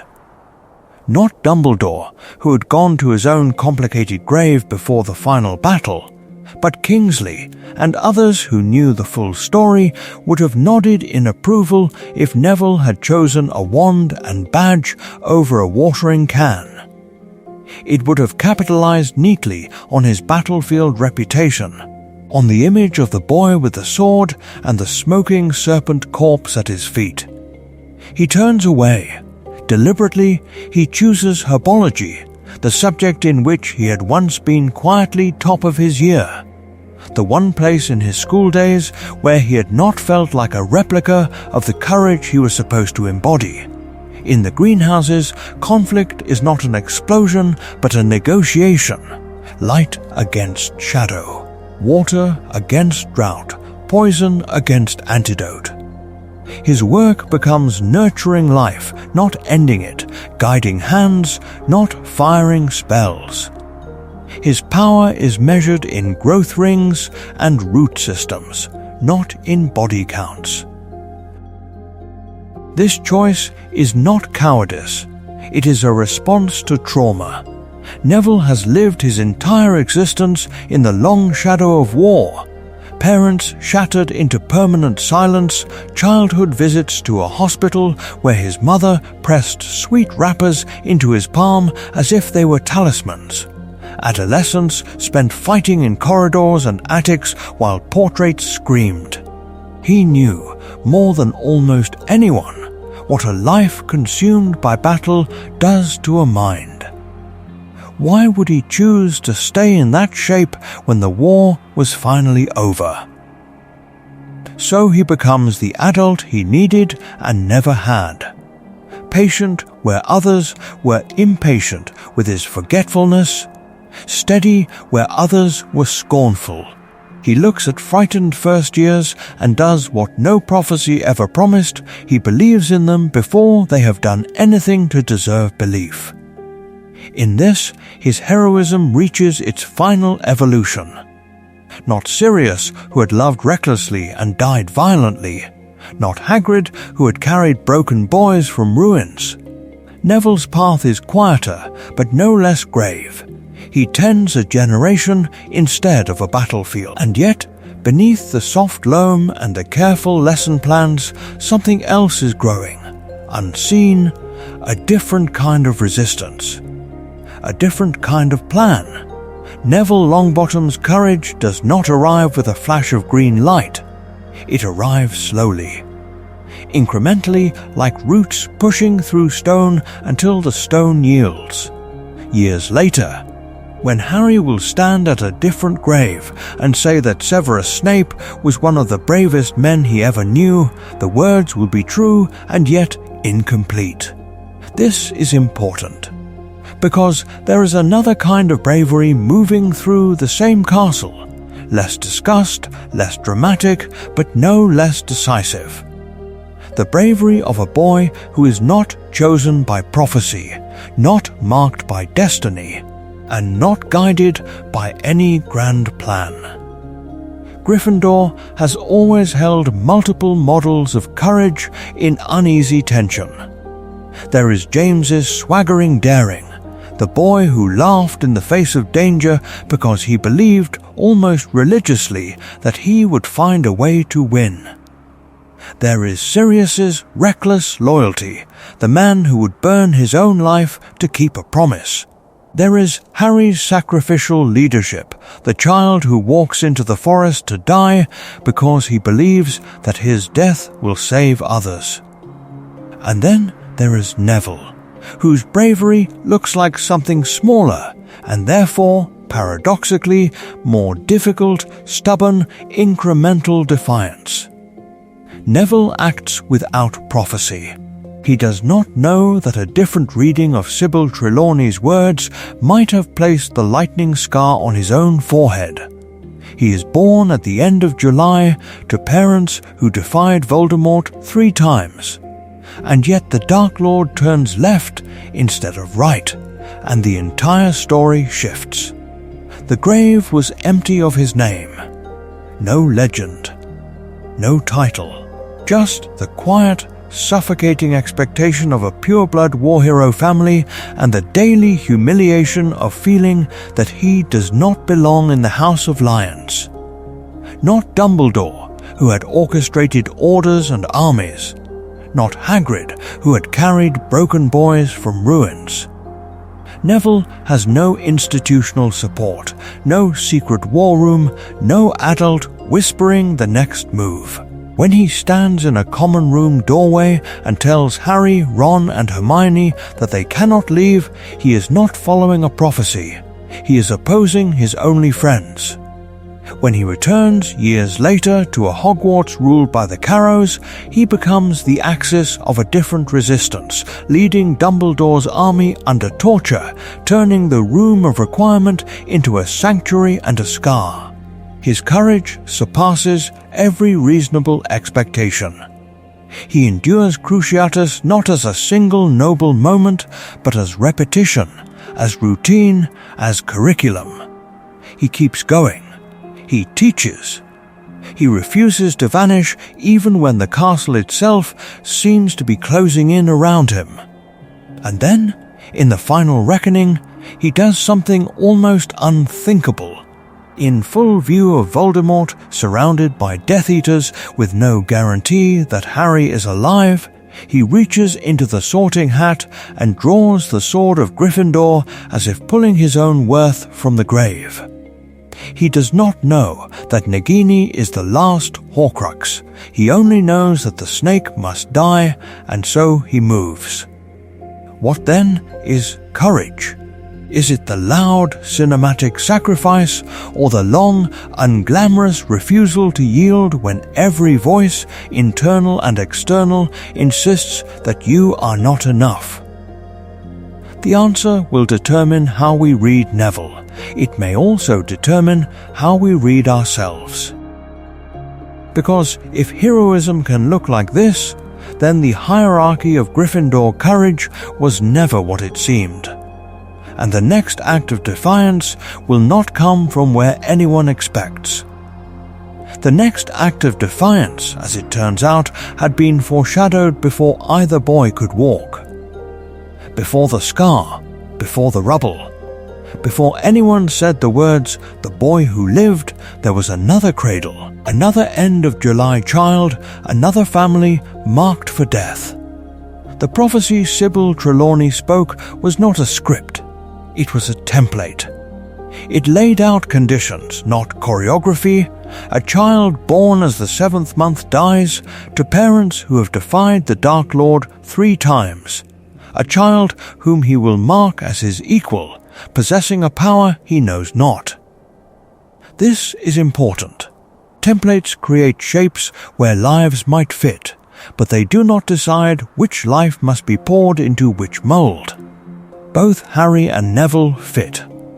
Both were born at the end of July. Both were sons of pure blood families who stood in the First War's front line, who defied Voldemort again and again until the cost came due. Both were marked by that war, though the marks took different forms. for Harry, a visible wound and a legend. For Neville, parents whose minds were shattered under Bellatrix's curse, a living grave he visited at St. Mungo's where the bodies were alive, but the story of who they had been was gone. Seen against the prophecy's language, their lives run in eerie parallel. Each boy grows up under the weight of expectations he does not understand. Each is watched by professors who know more than they say. Not Dumbledore, who had heard every word of that prophecy and measured both boys in its shadow. Not Hagrid, who had carried one child from the ruins and never knew how close he had come to carrying the other. Not Sirius, who had imagined himself godfather to a single chosen savior, not one of two. Voldemort's choice breaks the symmetry. By going to Godric's Hollow instead of the Longbottom home, by marking Harry with his own curse, he narrows the prophecy's focus and, in doing so, opens Neville's path. In trying to annihilate the threat, he defines it. In overlooking the other child, he frees him. Neville is not hunted in the same way. No killing curses in the night. No lightning bolt. Instead, he is left to grow in the long shadow of other people's grief, apparently ordinary, apparently expendable. But the template still holds. The power the Dark Lord knows not does not reside in a single wand. It diffuses, it becomes a network of choices, Harry walking into the forest, Neville standing up to his friends in first year, Neville later standing before Voldemort himself and refusing to kneel. The grave was empty of any single solitary savior. The war was won by a lattice of stubborn, intersecting loyalties. Harry fulfills the prophecy in the obvious way, by facing Voldemort and surviving. Neville fulfills it in the structural way, by making Harry's victory possible. He leads Dumbledore's army when others fall silent, turns the room of requirement into a refuge, draws the sword of Gryffindor from the hat, and cuts down Nagini, the last Horcrux. Two halves of one complex outcome, one death blow delivered through two hands. Destiny in this story is not a straight line, but a web. Lily was a charms prodigy, but even she could not have designed a protection as intricate as this, a world saved not by a single chosen one, but by many who choose. And at the center of that web, one of its most vital nodes, stands the boy no one picked first. The question then is what happens when that overlooked node is finally forced into the open. When the quiet backbone of Hogwarts is asked to step into the space Harry leaves behind, when the quiet backbone is pushed into the light, something else shifts in the shadows. The gaze of the monster moves. Or, rather, it refuses to move, locked on the wrong boy, the wrong threat, the wrong mirror. Voldemort's ideology was a cage he built for the world, and then stepped into himself. Blood purity, dominance, visible power, these were not simply preferences but articles of faith, a theology of cruelty in which worth was measured by lineage and spectacle. He believed magic revealed character the way a grave revealed a life, clean lines, carved names, an ordered story. Those who stumbled, who blushed, who forgot passwords and misplaced toads did not fit his model of danger. Therefore, they were not dangerous. This is important. The prophecy offered him a choice. A child born as the 7th month dies to parents who had defied him 3 times. 2 boys fit, 2 infants, both alive, both uncomprehending, both already marked by the war that had mangled their parents' lives. Yet Voldemort did not see 2. He saw 1. He chose Harry, the half-blood son of a muggle, born witch, and a pure blood father, the boy whose very blood reproduced Voldemort's own contamination. A mother like Lily, a father like James, a mingling of worlds he loathed and origins he could not escape.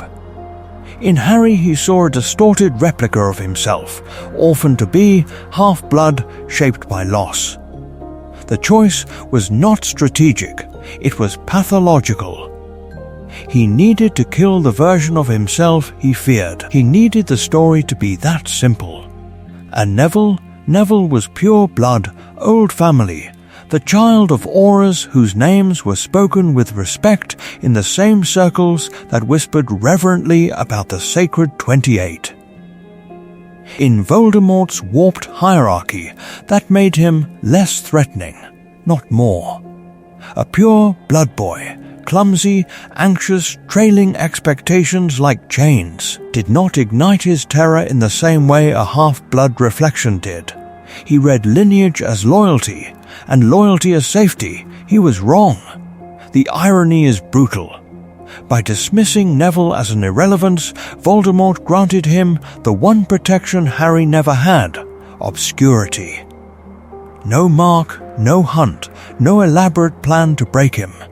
Neville grew in the neglected spaces of the war, in herbology greenhouses and forgotten corridors, in detentions and small humiliations. While Harry was forced into open conflict, Neville's courage thickened slowly, like roots pushing through stone, out of sight and beyond prediction. Lily was a charms prodigy, but even she could not have crafted a ward as subtle as Voldemort's own prejudice. It was an epistemic failure, a blindness built not of missing information but of rejected possibility. He could not imagine that the boy he ignored would one day draw Gryffindor's sword from the sorting hat and sever Nagini's head, ending the last thread of his immortality. The grave was empty long before Voldemort fell. It was the grave where his understanding of power should have been. Not Dumbledore, who had traced the prophecy's edges. Not Hagrid, who had carried Harry from the ruins. Not Sirius, who had howled for vengeance. None of them fully saw that miscalculation for what it was. But Hogwarts did. And when Harry is gone, when the castle itself seems to hold its breath, that long-ignored misjudgment begins to burn. The question is how far Neville will go once the Dark Lord finally looks up and truly sees him. When Harry leaves Hogwarts and walks into the forest, the war seems to follow him. The castle falls strangely quiet. The air thins. The story narrows to a boy and a Dark Lord beneath the trees. But the war does not end there. It divides. It reveals that it has always been fighting on two fronts: the visible one that wore Harry Potter's name, and the slower, buried campaign that had already taken root in Neville Longbottom. Harry's magic was made for spectacle. His dueling was instinctive, almost feral, a reflex born from a childhood of danger and an adolescence of ambushes. He could call a disarming charm in the space between heartbeats, could throw himself between curse and friend before thought had fully formed. In the air he was something else entirely, a seeker whose body seemed to remember flight from the first time he touched a broom. This is important. The war needed a symbol who could move like that, who could be seen. Harry's other gift was not a spell at all. It was the capacity to draw people into his orbit through sacrifice. Not Dumbledore, who had orchestrated the larger plan, not Hagrid, who had carried him from the ruins, not Sirius, who had offered godfatherly escape. None of them could stand in a corridor and turn a terrified rabble into an army with a single decision to stay and fight. Harry could. His magic and his martyrdom worked together. Each made the other believable. Neville's strengths lived elsewhere. Underground, in greenhouses and quiet corridors, and the long, humiliating years when his wand would not quite obey him. While Harry was learning to fly, Neville was learning to endure. His herbology was not a side note, it was a discipline of patience, of listening to magic that grew slowly, stubbornly, beneath the surface. He knew how to coax life from hostile soil, how to handle venomous plants whose beauty was a replica for death. His spellwork did not arrive in flashes. It accreted. From the Remembrall dropped in terror, to the moment he stood shaking in a Gryffindor common room and barred his friend's way, to the day he faced Death Eaters in the Department of Mysteries. Neville's wand became steady because he refused to put it down. The grave was empty where his childhood should have been, his parents were alive but unreachable, their minds broken by Bellatrix's magic. Out of that absence, he built something slow and immovable. So when Hogwarts fell under the Carrows' rule, it was Neville, not Harry, whose temperament matched the war the castle now had to fight. Harry burned bright and brief in set-piece confrontations.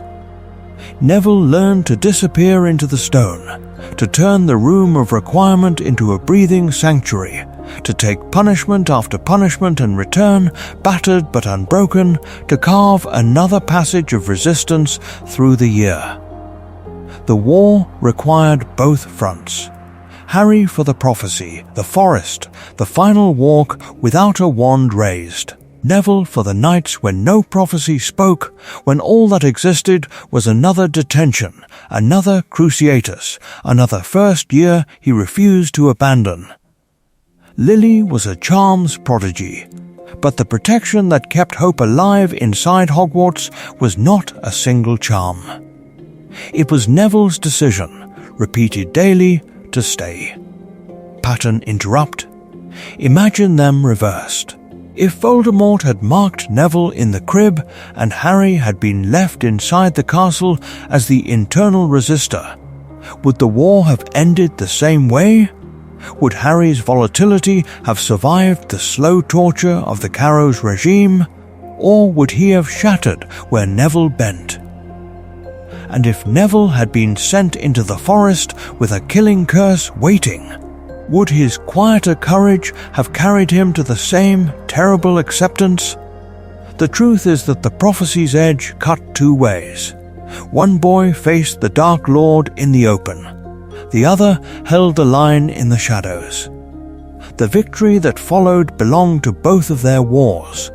Yet, long before prophecies and Dark Lords, Neville's war began at home. The Longbottoms were not a quiet family. Their history read like a roll call of defiance, auras who vanished on missions, cousins lost in ambushes, grandparents who had worn the First Order of the Phoenix badge when the Dark Mark burned over Britain the first time. They were the sort of people who, when danger rose, did not hide. They volunteered. Again and again, they chose the grave over safety. This is important, because Neville did not grow up with bedtime stories. He grew up with reports, with names recited like a litany, with Augusta Longbottom standing ramrod straight in the sitting room, recounting how Frank and Alice had defied Voldemort 3 times as auras, how they had refused to give up their comrades, how they had walked into the war with their heads high and their wands steady. It was not a story meant to comfort a child, it was a measuring stick. He always seemed to fall short of it in her eyes, the boy who could not remember his passwords. The boy whose magic arrived late, who was dropped out of a window in a desperate attempt to prove he was not a squib. The boy who held a remembrall that glowed scarlet and still could not recall what he had forgotten. Not Dumbledore, who had seen Neville's trembling in the Great Hall and understood more than he said. Not Hagrid, who had clapped him on the shoulder with rough affection. Not Sirius, who had fought beside Frank, knew the weight of that surname, and watched the shy child carry it like armor that did not yet fit. Augusta's love was real, but it was edged with grief. Every visit to St. Mungo's was a pilgrimage to a living grave. Frank and Alice sat in their ward, eyes distant, hands twitching, their wands long since taken. The grave was empty, yet the loss was absolute. Neville watched his mother press a Drubal's best blowing gum wrapper into his palm with shaking fingers, and he kept every one. The world saw a simple sweet. Neville knew it was a message: we are still here, we fought, we did not break. That legacy pressed on him like a weight. It crushed his confidence. It also quietly gave him a map. He knew, long before he knew the prophecy's wording, what standing up to evil looked like when you lost everything and kept standing anyway. So when the Carrows carved curses into students' skin, Neville did not yield. When they used the Cruciatus curse on him for defiance, he did not betray the Dar, echoing his parents' silence under Bellatrix's wand. Years later, when offered a chance to flee Hogwarts with the younger students, he chose to stay, to fight in the castle that had become his second home, because that was the only plan that made sense to a Longbottom. This, too, is important. Neville's arc is not the story of a boy finally becoming Frank Longbottom's replica. It is the story of reclamation. He takes the fragments of a shattered heritage, the hospital ward, the gum wrappers, the whispered tales of aura raids, and forges something new. He becomes the first Neville Longbottom, a hero in his own right, who honors the past not by imitating it, but by daring to stand where his parents once stood and choose again to resist. And Hogwarts would soon give him the chance to prove that choice in fire. And Hogwarts does not test him with glory first. It tests him with friendship.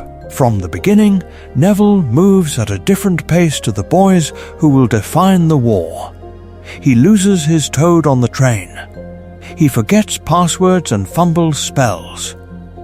Yet Harry, Ron, and Hermione keep circling back to him, as if some quiet gravity is already at work. They wait for him in corridors.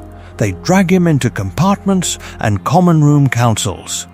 They invite him on midnight wanderings even when his fear slows their flight, even when his clumsiness nearly ruins the plan. The first fracture in his self-loathing comes not with a wand, but with a sentence. In the common room, when Neville stands, shaking to block the portrait hole and stop them from sneaking out, Hermione does not laugh. Harry does not brush past. They listen. They argue. They override him, yes, but later Dumbledore will say that standing up to one's friends is as brave as facing enemies, and the whole house will turn to look at Neville Longbottom. This is important.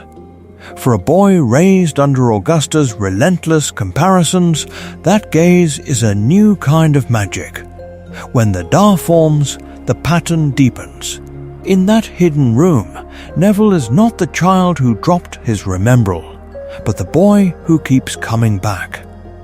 Luna Lovegood, with her unblinking acceptance of things others call impossible, does not flinch at his awkwardness or his scars. She treats his hesitations as simple facts, not failures. Ginny Weasley, forged in the Chamber of Secrets, watches him take curse after curse in practice and nods with a soldier's respect. In the Room of Requirement, friendship becomes a charm more complex than anything Lily was a charms prodigy could have written on parchment. Not Dumbledore, who had praised his small acts of courage and then vanished into larger designs. Not Hagrid, who had offered warmth but could not erase the grave weight of Longbottom expectations. It is these peers, these fellow children under siege, who finally see Neville as someone to lean on. Under the Carrows, when Hogwarts turns into a training ground for cruelty, The dart does not merely include him, it follows him. He makes the plans for sabotage. They sleep in the tunnels, he claims. They trust him with their safety. At St. Mungo's, Harry and the others stand beside him as he faces the living ruin of his parents. They do not look away. In that ward that feels like a grave for minds still technically alive, they anchor him, wordless witnesses to a private apocalypse. Years later, when he draws the sword of Gryffindor from the sorting hat, when he swings and Nagini's body falls in two, the roar that rises from his friends is not surprise. It is recognition. His heroism, then, is not solitary. It is relational, a tapestry woven from the faith of others until he can finally believe the truth they knew first. That he was never a replica of his father, but something new. The grave was empty of the boy who trembled at every shadow. Someone else now stands in his place. And in the final battle, that someone will be asked one impossible question: who will he choose to defy when there is no one left to stand in front of him? He does not shed his fear like a skin. It does not burn away in some final Gryffindor blaze and leave him remade, clean and untroubled. It stays. This is important. Even in the years when Hogwarts begins to whisper his name with something like respect, Neville still startles at slammed doors and raised voices, his wand hand jerking before his mind catches up. Before every great decision there is a pause, an intake of breath that tastes of childhood humiliation and St. Mungo's corridors and the grave of the life his parents might have had. He hesitates before joining Dumbledore's army, before speaking against Snape, before stepping into leadership when Harry is gone. The courage is not that he feels no fear.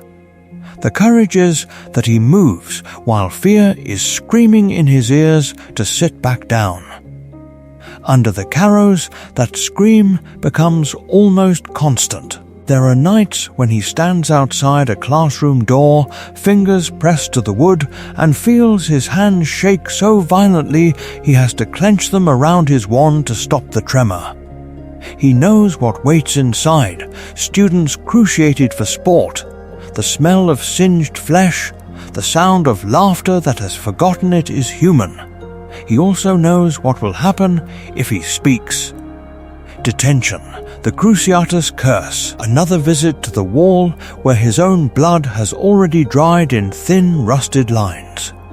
And still he opens the door. There are corridors he learns to walk like battlefields.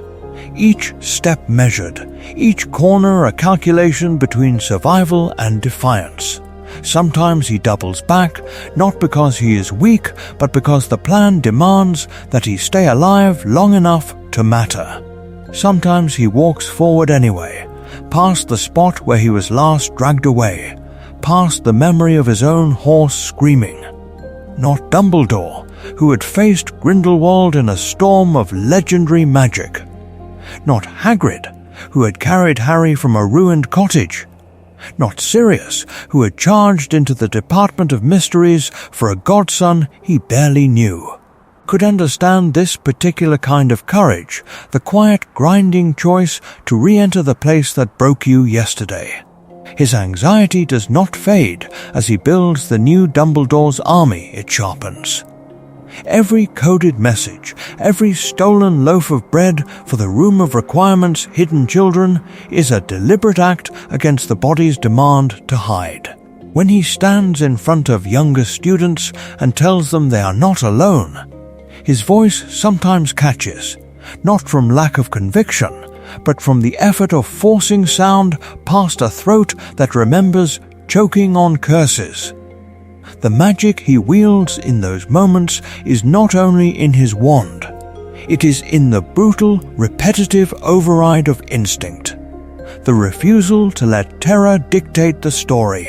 This is where Neville's bravery diverges from the more impulsive heroism that the wizarding world likes to celebrate. Harry's courage often arrives like a lightning strike, sudden, incandescent, almost thoughtless. Neville's is a slow attrition, a series of small, excruciating decisions made in full awareness of the cost. He does not rush headlong because he has forgotten pain. He advances because he remembers it precisely and judges that the truth he is defending is worth the risk of living through it again. For many watching him, this is the most unsettling recognition. Who truly lives without fear? Who has not stood at the threshold of some private Carrow classroom, heart-pounding, trying to decide whether to speak or stay silent? Neville's fear never leaves. It walks beside him like an unwanted shadow, familiar as his own name. The grave was empty of the boy who felt nothing. In his place stands someone far more dangerous to tyranny. A boy who feels everything and moves anyway. And in the end, when the war demands not just defiance, but a visible, irreversible break with terror, that long apprenticeship in walking with fear will decide what he can pull from the fire and from the hat. Neville's revolution does not begin with a sword. It begins with a trembling first year in striped pajamas, blocking a portrait hole with his whole small body. The magic is almost laughably simple, a full body bind, cast by a girl who means well. Yet that night in the common room is a hinge in the story, because a boy who has been told all his life that he is not enough chooses, for the first time, to stand in the way. This is important. That moment plants a seed. When he later signs his name to a scrap of parchment in the Hog's Head and joins Dumbledore's army, it is the same choice, made again with slightly steadier hands. He does not understand the full plan, does not yet know that the grave of the old order is already being dug around them. He only knows that he is tired of being afraid and useless, and that if Harry is willing to fight, then he will learn the disarming charm until his wrist aches. Every small decision compounds. Neville is the one who keeps coming back to the room of requirement even when the meetings grow dangerous. The one who refuses to stop practicing when others drift away. The one who turns bruises into evidence that he is in fact still alive and still trying. Not Dumbledore, who had always spoken in prophecies and long games. Not Hagrid, who had always believed in Harry's destiny. It is Neville, who quietly insists that ordinary students can learn extraordinary magic if someone stands there and does the work beside them. By the time Snape and the Carrows take Hogwarts, those earlier choices have hardened into something unbreakable. When the Carrows torture students as punishment, Neville steps between them and the smallest children, absorbing hexes meant for shaking first years who can barely hold their wands. He smuggles bread, whispers passwords, and turns the room of requirement into a living replica of hope, hammocks and stolen blankets, contraband wands, the faint hum of shared courage in the dark.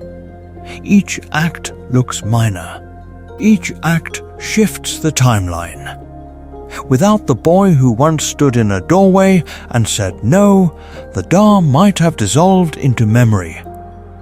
Without the young man who now refuses to disappear, Hogwarts' resistance would have collapsed into isolated acts of desperation.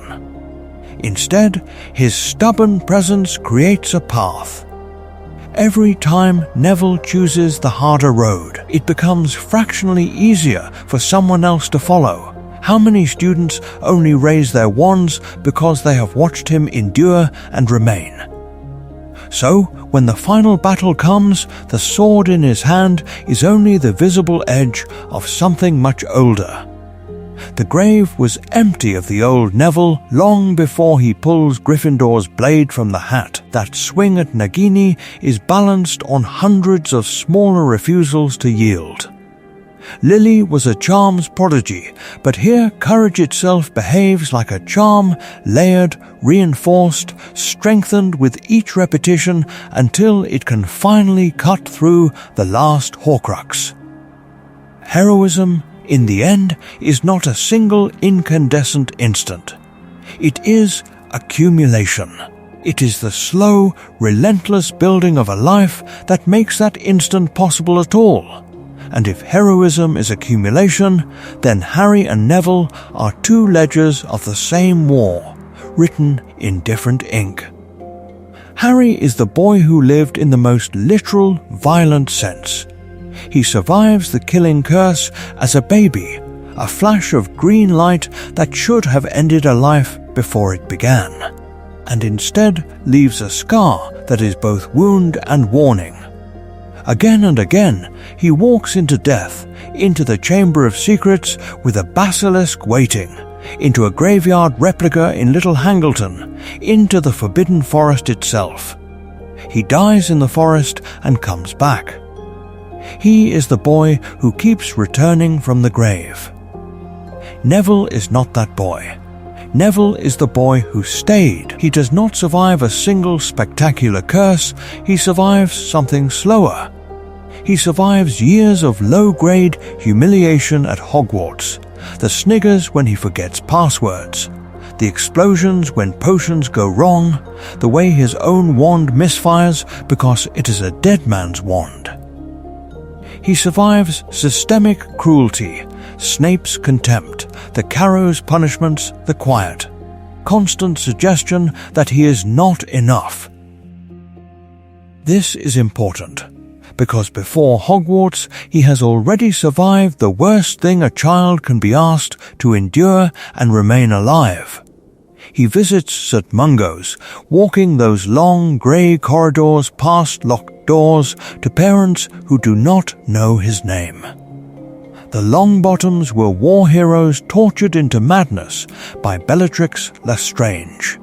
Neville's childhood is built around a hospital ward and a grandmother's expectations, the unspoken comparison to the brave Aurors who cannot even hold a wand anymore.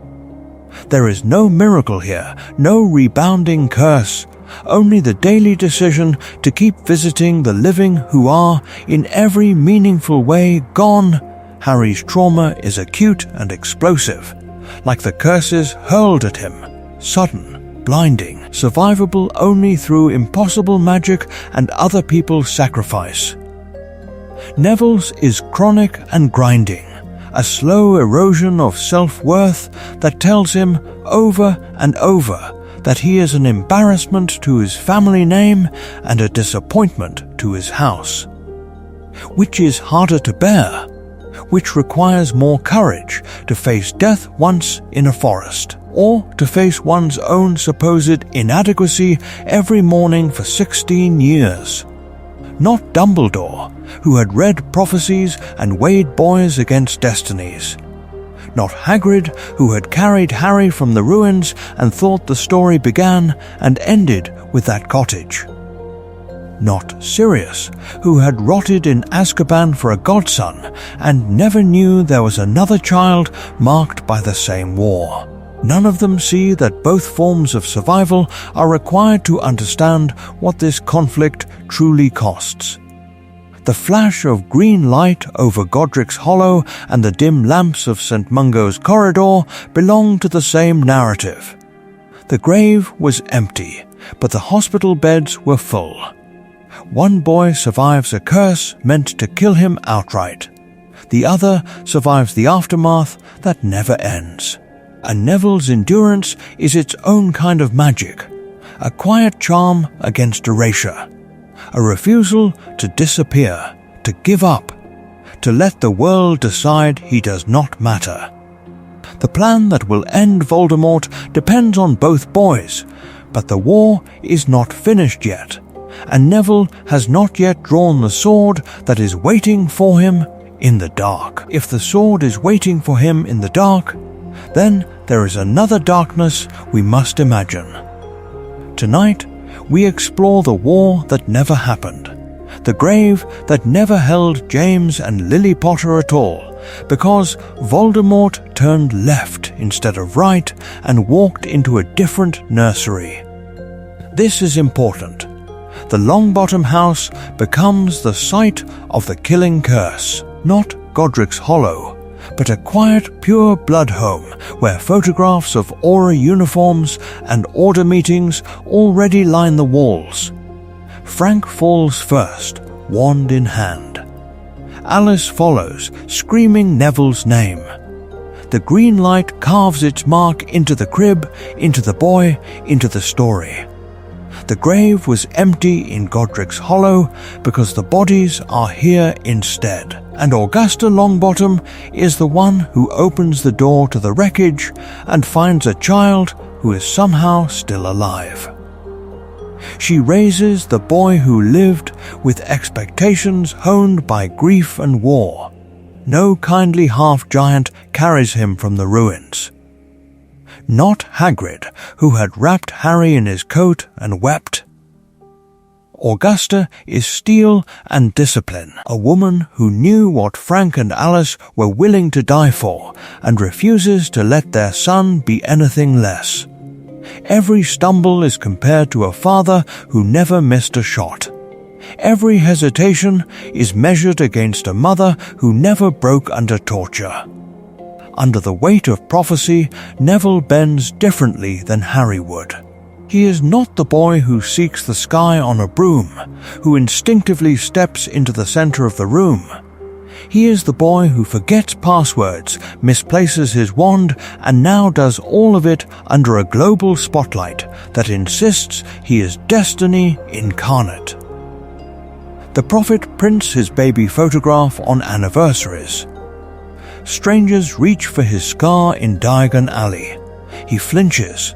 He resents the way his name is used as a charm against fear, a replica of hope people can hold up without ever knowing him. Hogwarts reshapes itself around him. Some teachers coddle, softening their voices, curving grades upward because surely the chosen one will catch up. Others press harder, demanding excellence because the war depends on him. Students project their terror and longing onto a boy who already believes he is inadequate. Not Dumbledore, who had once allowed Harry the illusion of ordinariness, but a headmaster who must orchestrate a war plan around a child everyone can see. So how does this Neville fight? Cautiously, he studies, he listens, he builds alliances the way other boys collect chocolate frog cards. He would never charge a basilisk alone. He would go to Sprout, to Lupin, to any adult who might listen and insist on a plan that does not hinge on a single doomed child. His magic is slower to bloom, but his patience is lethal. Yet the core remains unchanged. When the time comes, he still walks forward while trembling. He still believes he will fail. He still refuses to stop trying. The prophecy chooses a target. It cannot touch the stubborn courage underneath. The question hangs over the rubble of Hogwarts like smoke. Who was the bravest Gryffindor of that generation? The boy in the legend, or the boy who kept standing when the legend vanished into the forest? To even ask it, the story must widen. There is Harry, who walks alone into death because he believes his death is the only way anyone else lives. There is Hermione, whose courage is made of preparation and principle, who will mutilate her own parents' memories to keep them alive. There is Ron, who leaves and returns, whose bravery is not in never faltering, but in coming back through shame and fear. There is Ginny, possessed at 11, who grows into the girl who will duel Bellatrix in a hall filled with bodies. There are the Weasley twins, who lace terror with laughter, who abandon their own shop dreams to turn a school into a battlefield. All of them brave, all of them marked. This is important. Now set beside them the quiet inventory of Neville Longbottom's life. Child of war heroes, raised under the shadow of a hospital ward where his parents sit, minds broken open by Bellatrix's curse. A boy who visits the living as if they are already in a grave, who knew from childhood that some fates are worse than death. A first year who cannot keep hold of his toad, who falls off brooms, who clutches a remembrall because he is certain he is always failing to become the grandson his family expected. Yet the record is relentless. Dumbledore's army veteran from the very first meeting in the Hog's Head. The boy who faces his own worst memory in a boggart and learns to laugh at Snape's replica form. Torture survivor under the Carrows, his face carved, his body punished, his spirit refusing the simple safety of obedience. Resistance leader who turns the room of requirement into a hidden citadel, smuggling food, sheltering first years, enduring punishment so they do not have to. And at the end, the slayer of the final Horcrux, drawing the sword of Gryffindor from the hat and severing Nagini's head while Voldemort still breathes. The grave was empty of prophecy for Neville. The words that might have named him were diverted by a single choice, a single direction of a wand.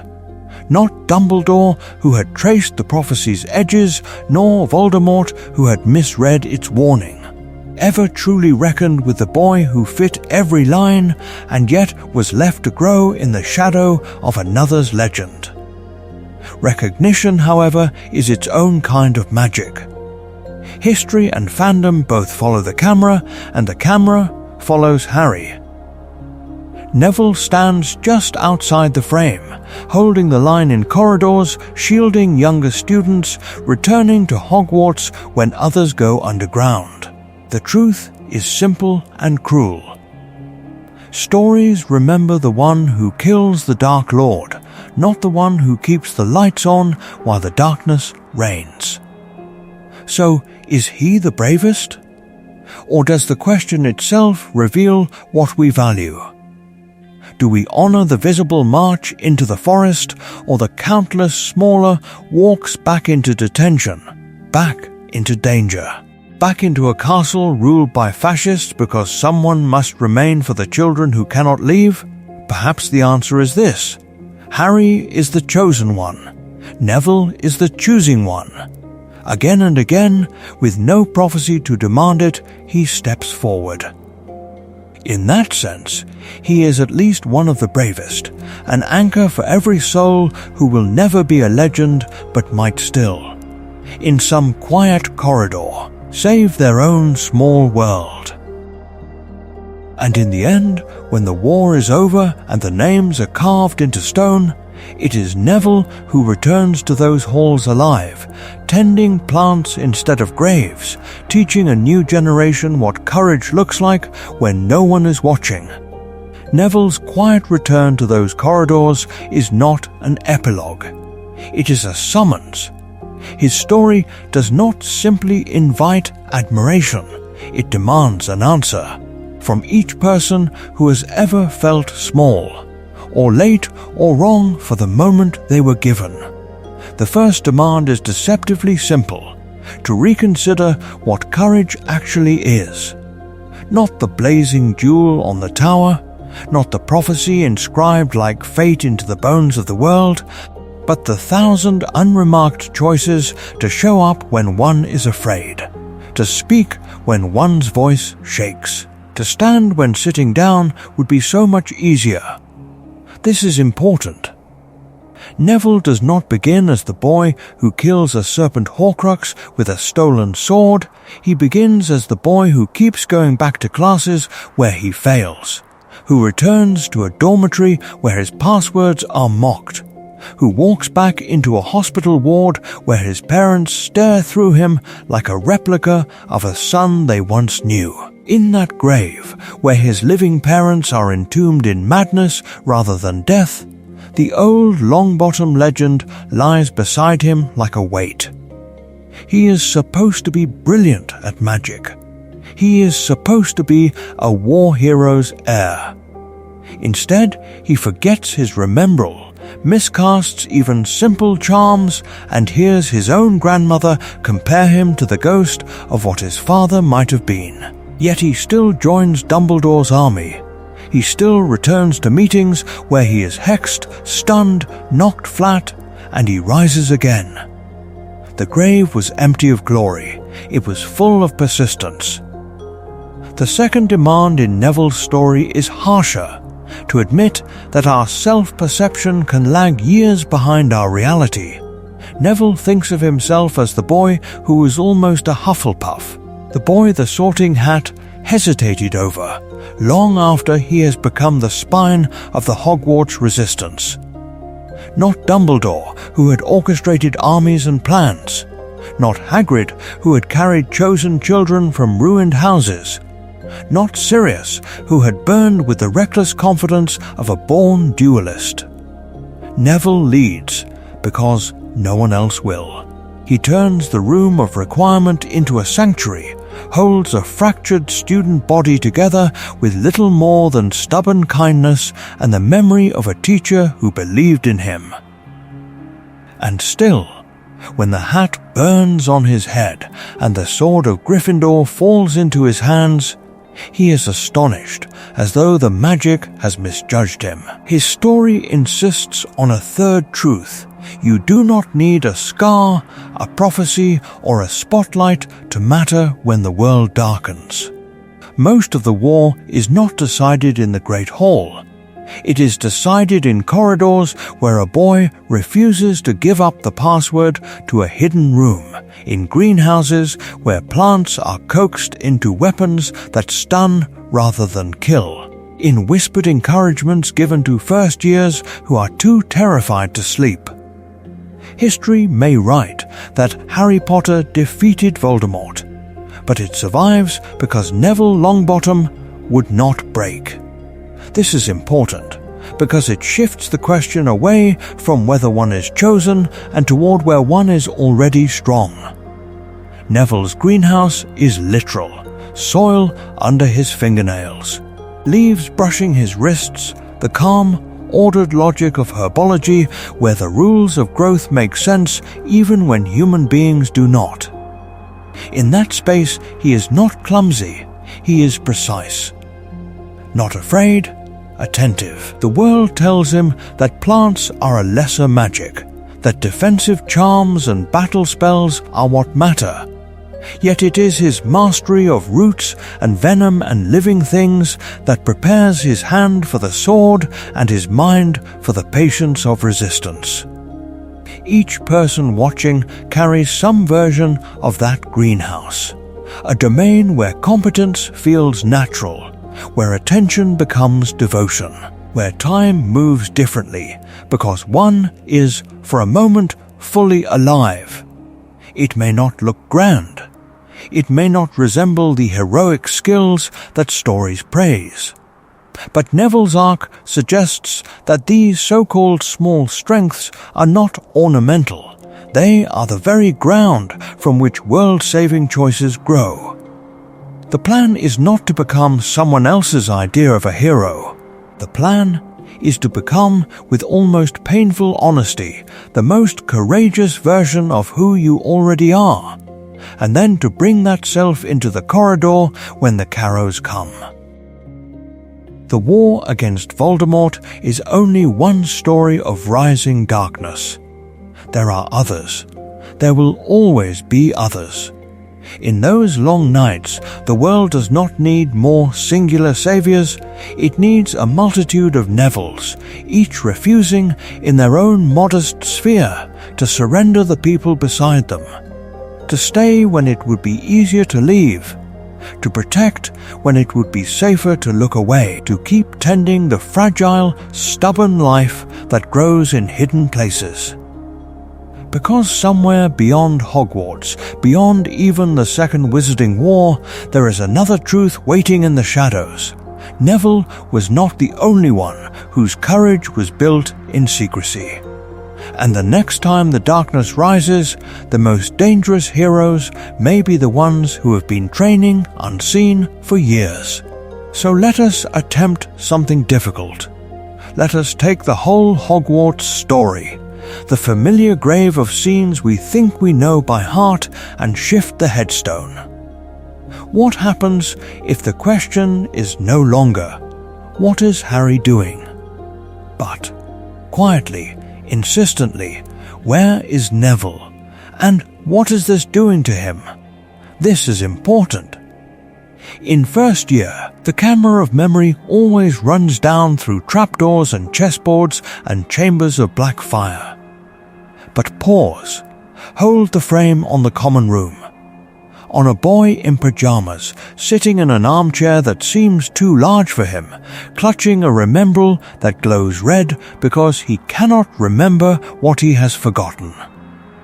While Harry, Ron and Hermione descend toward the Philosopher's Stone, Neville is left behind with the echo of "You're not brave enough" ringing in his ears, the hospital wing stories of his parents' torture pressing like a second skull around his own.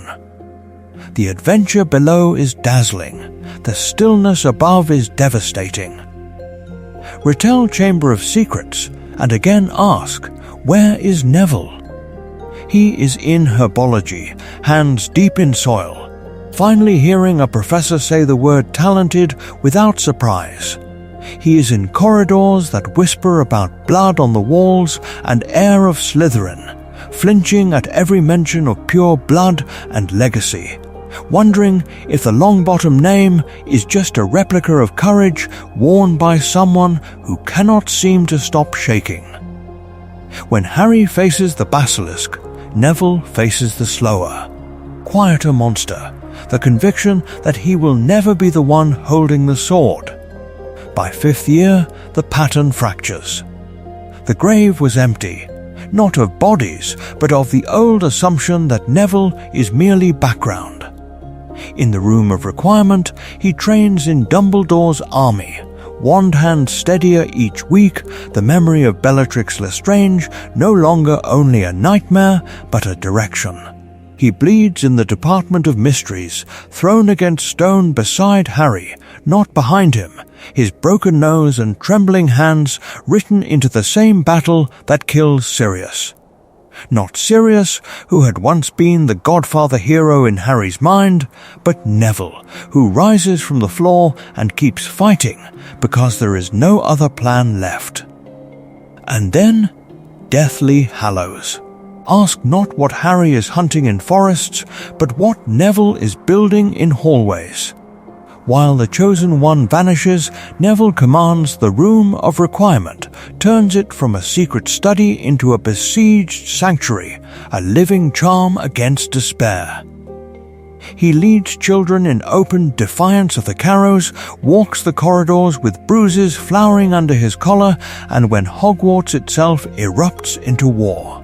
It is Neville who steps forward, pulls the sword of Gryffindor from the sorting hat, and severs Nagini, the last tether of Voldemort's immortal magic. Seen this way, Hogwarts is no longer merely the backdrop for one boy's destiny. It becomes a crucible where a whole generation learns how to resist, Harry by running toward prophecy, Hermione by mastering knowledge, Luna by believing the unbelievable, Neville by standing up again and again when standing up has already failed him. The story widens. The truth rearranges. Revisit the books or the films with this lens and notice where Neville waits at the edges of the frame, quietly holding more of the story than anyone knew.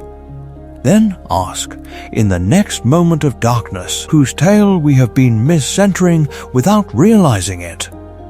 The neglect is not an accident. It is a pattern. It is a choice made so often it begins to look like truth. In the wizarding world's official memory, the war resolves into a single image. Harry in the graveyard, Harry in the forest, Harry at the ruined heart of Hogwarts. Ministry plaques, chocolate frog cards, and commemorative ceremonies compress a vast collective struggle into a duel between two wizards, as though the rest were only background noise. This is important. The narrative hardens, Voldemort and the boy who lived, locked together by prophecy, while the thousands who fought, hid, healed, and resisted are reduced to a dim, respectful blur. In that polished story, Neville is a footnote.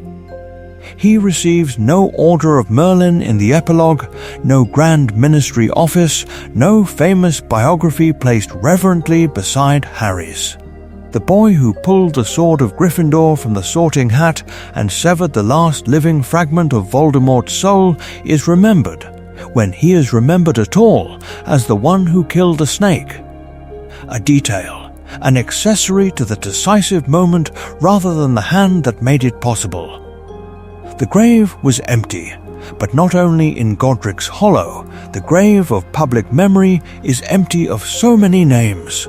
Outside the books, in the world of readers and watchers, the pattern repeats with eerie fidelity. Merchandise lingers on wands and glasses and lightning-shaped scars, on replicas of the Elder Wand and the Cloak, while Neville appears on the margins if he appears at all. Fan art freezes him at his most comic or most conventionally triumphant. The trembling boy with the remembrall, or the sudden warrior with the sword raised high, as though there were nothing in between but clumsiness and convenient courage. Discussions linger on who the real chosen one might have been, on the prophecy that could have named him instead of Harry. Yet even there, the fascination tends to circle the idea of destiny, not the long, unglamorous work of becoming brave without it.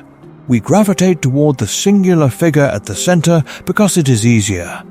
One grave, one name, one clear line of magic and meaning to follow.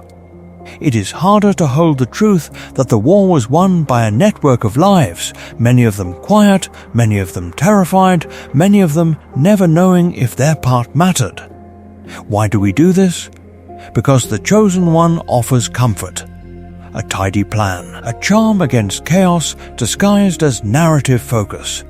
Not Dumbledore, who had spent years insisting that help would always be given at Hogwarts to those who asked, nor Hagrid, who had carried Harry from the ruins, nor Sirius, who had burned in Azkaban for a friendship that became a grave misunderstanding, were enough to dislodge that instinct.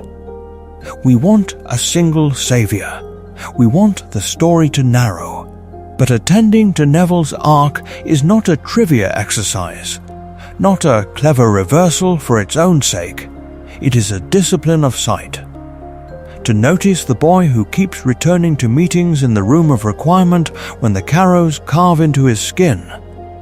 The teenager who holds Hogwarts together when Harry is gone. The man who becomes a professor, tending dangerous plants and frightened children with the same patient, stubborn care.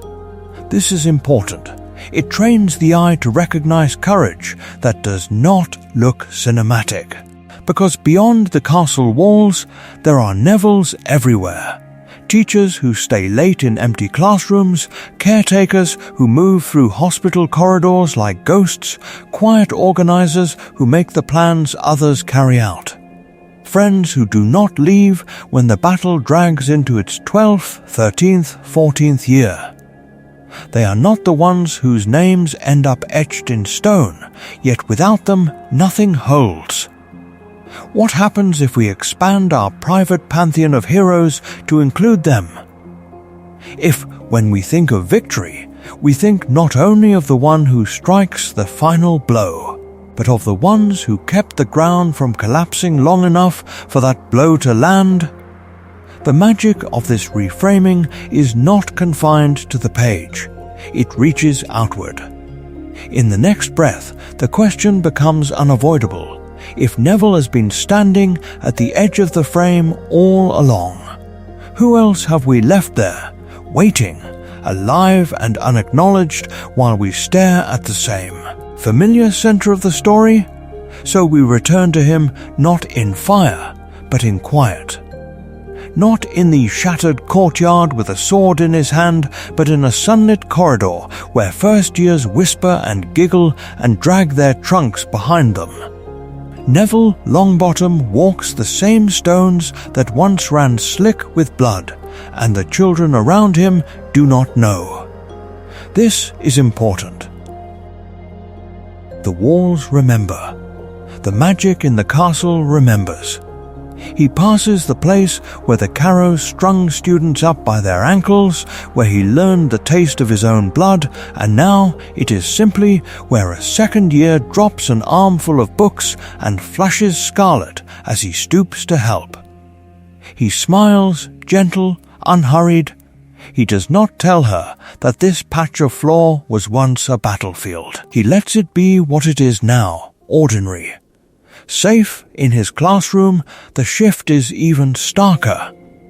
He teaches defense sometimes when schedules require it, and the students expect stories of glory, of the final duel, of the moment the Dark Lord fell.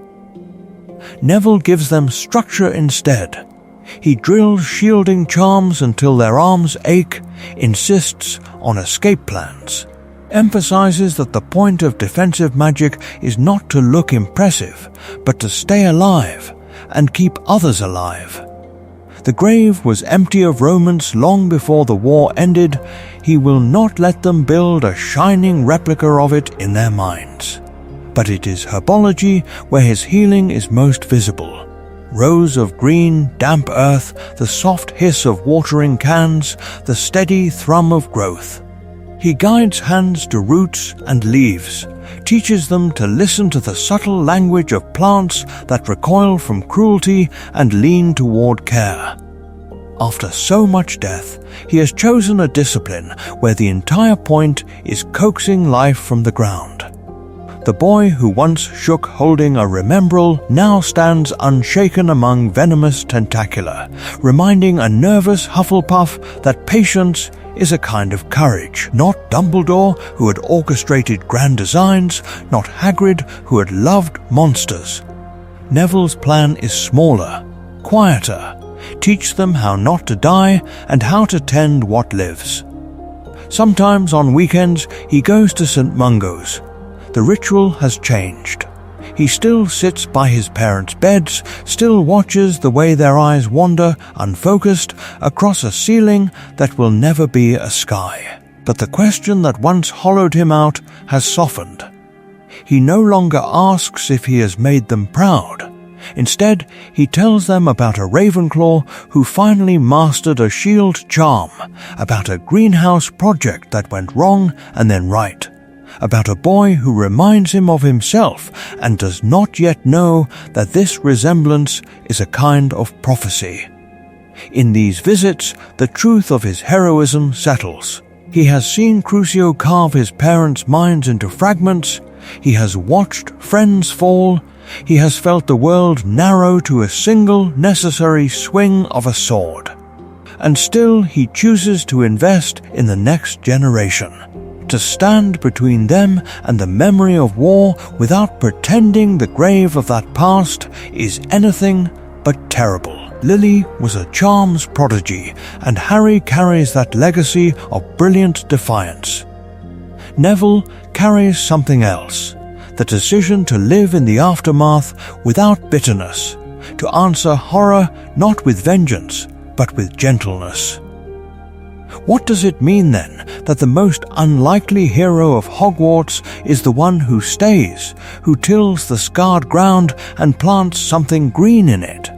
And if Neville can transform a battlefield into a classroom, what might it mean for those who still believe their own ruins are uninhabitable?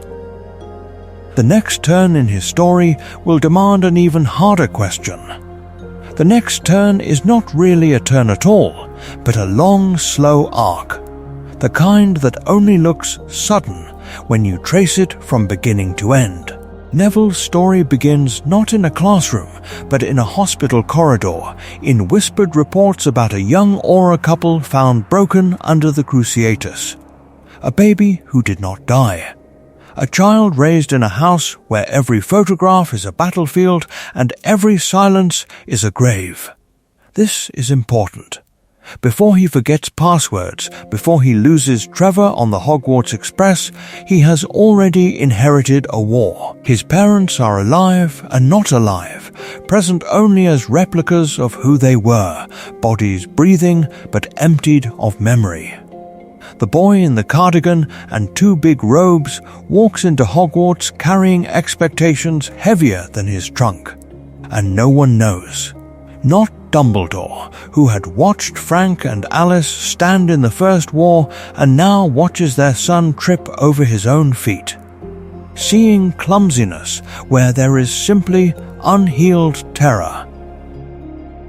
From there the line looks crooked, but it is straight.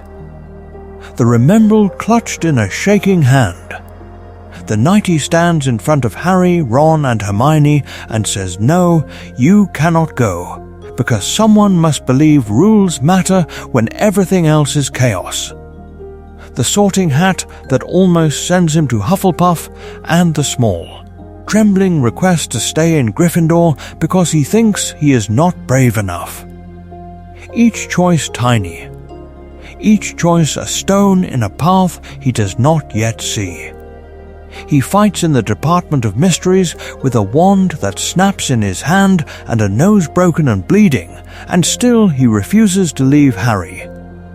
He joins Dumbledore's army as a frightened boy and emerges, in the Carrows year, as something else entirely, the leader who turns the Room of Requirement into a hidden fortress, who takes curses meant to break him and comes back again and again. Not Hagrid, who had once carried a baby from ruins. Not Sirius, who had once sworn to die for his friends. It is Neville, who now carries the weight of a school. And then the prophecy, that quiet, devastating revelation, he could have been the chosen one. The grave was empty where destiny was supposed to be buried, because the magic never cared about the scar, only about a boy born at the end of July to parents who defied Voldemort 3 times.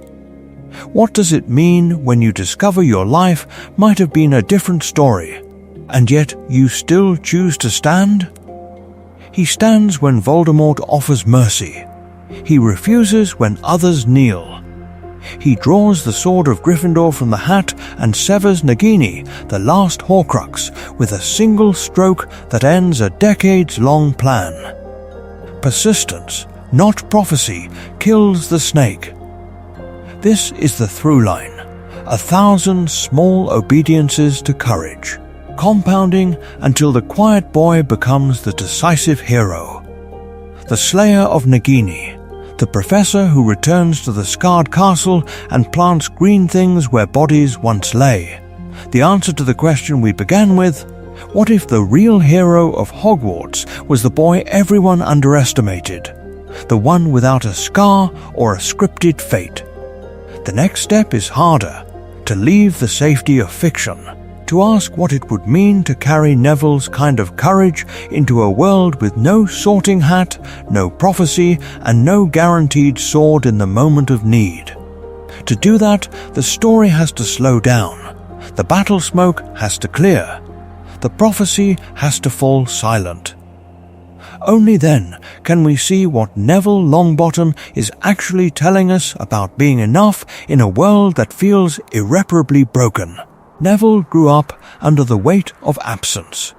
Parents not dead, but worse in some ways, alive and unreachable, their minds shattered by Bellatrix's magic, their legacy preserved in whispers and hospital visits, and the way his grandmother straightened her back whenever someone said the name Longbottom. The grave was empty, but the expectations were not. He knew from childhood that he was supposed to be the continuation of something heroic, and he believed with the stubborn certainty of the shy and observant that he was failing.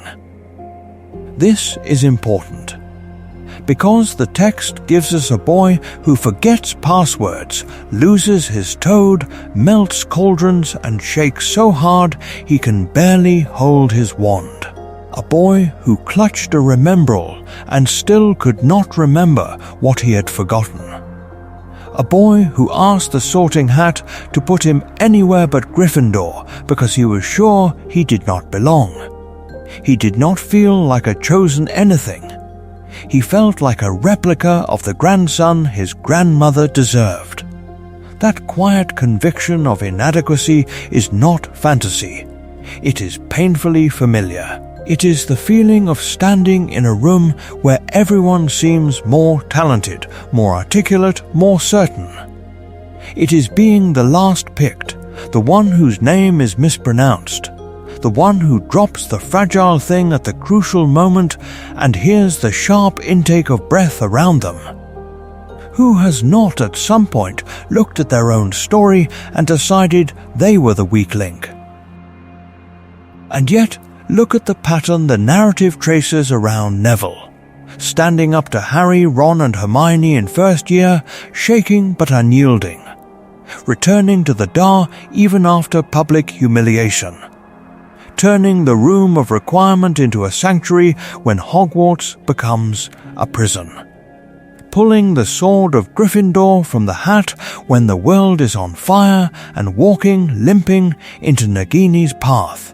Not Dumbledore, who had orchestrated plans within plans. Not Hagrid, who had carried Harry from the ruins.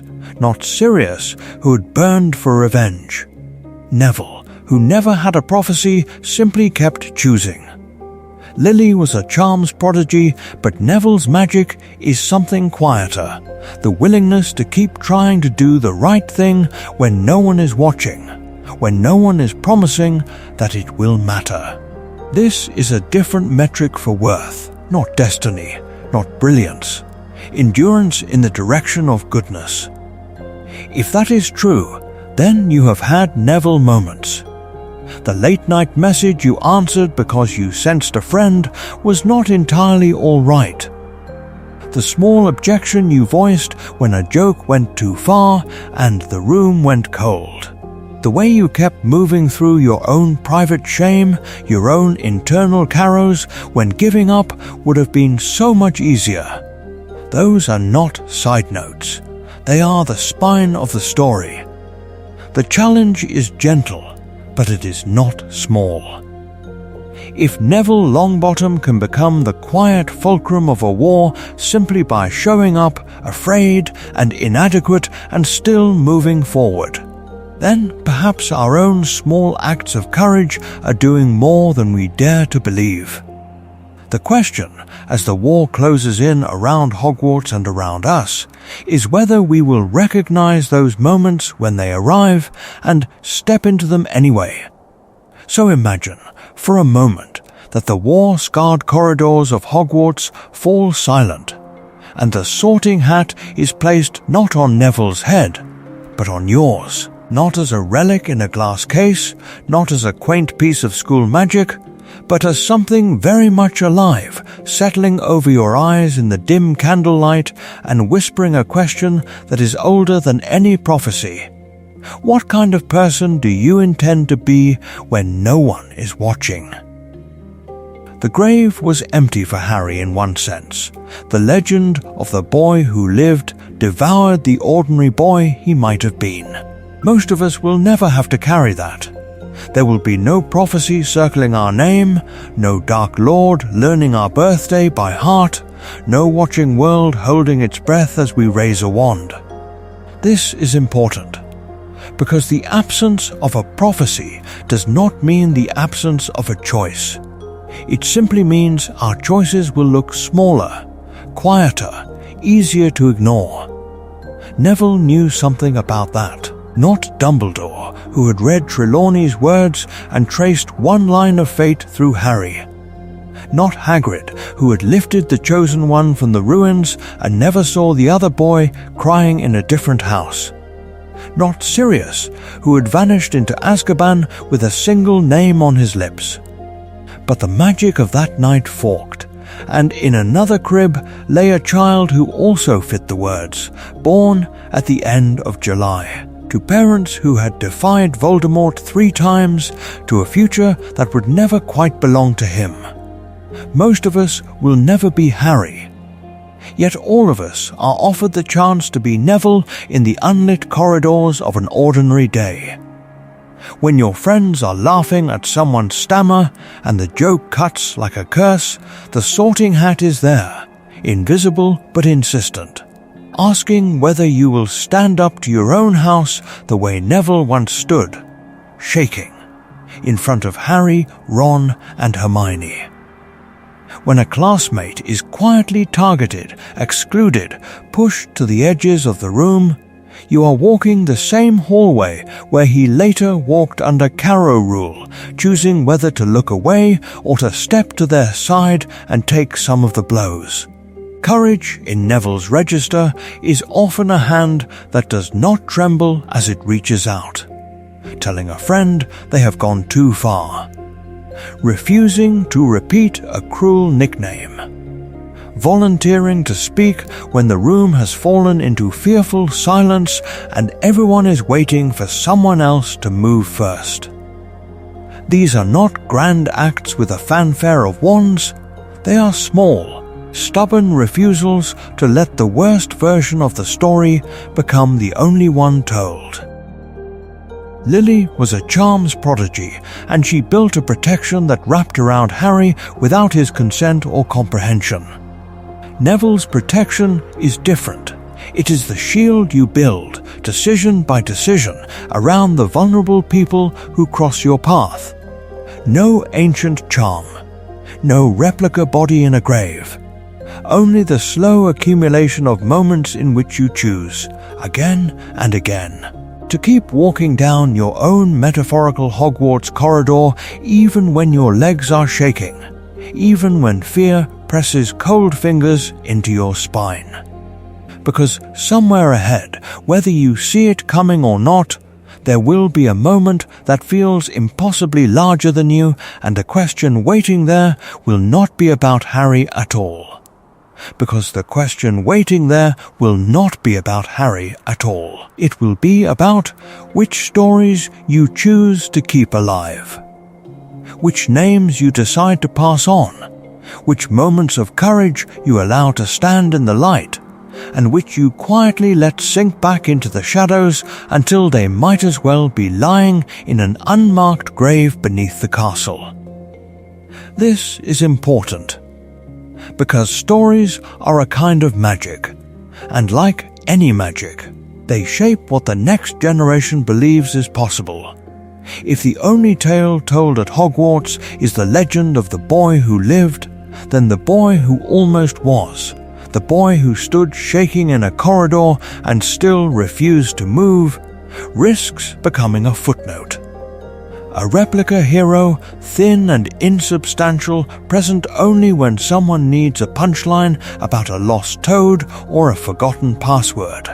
Neville Longbottom's story does not survive by accident.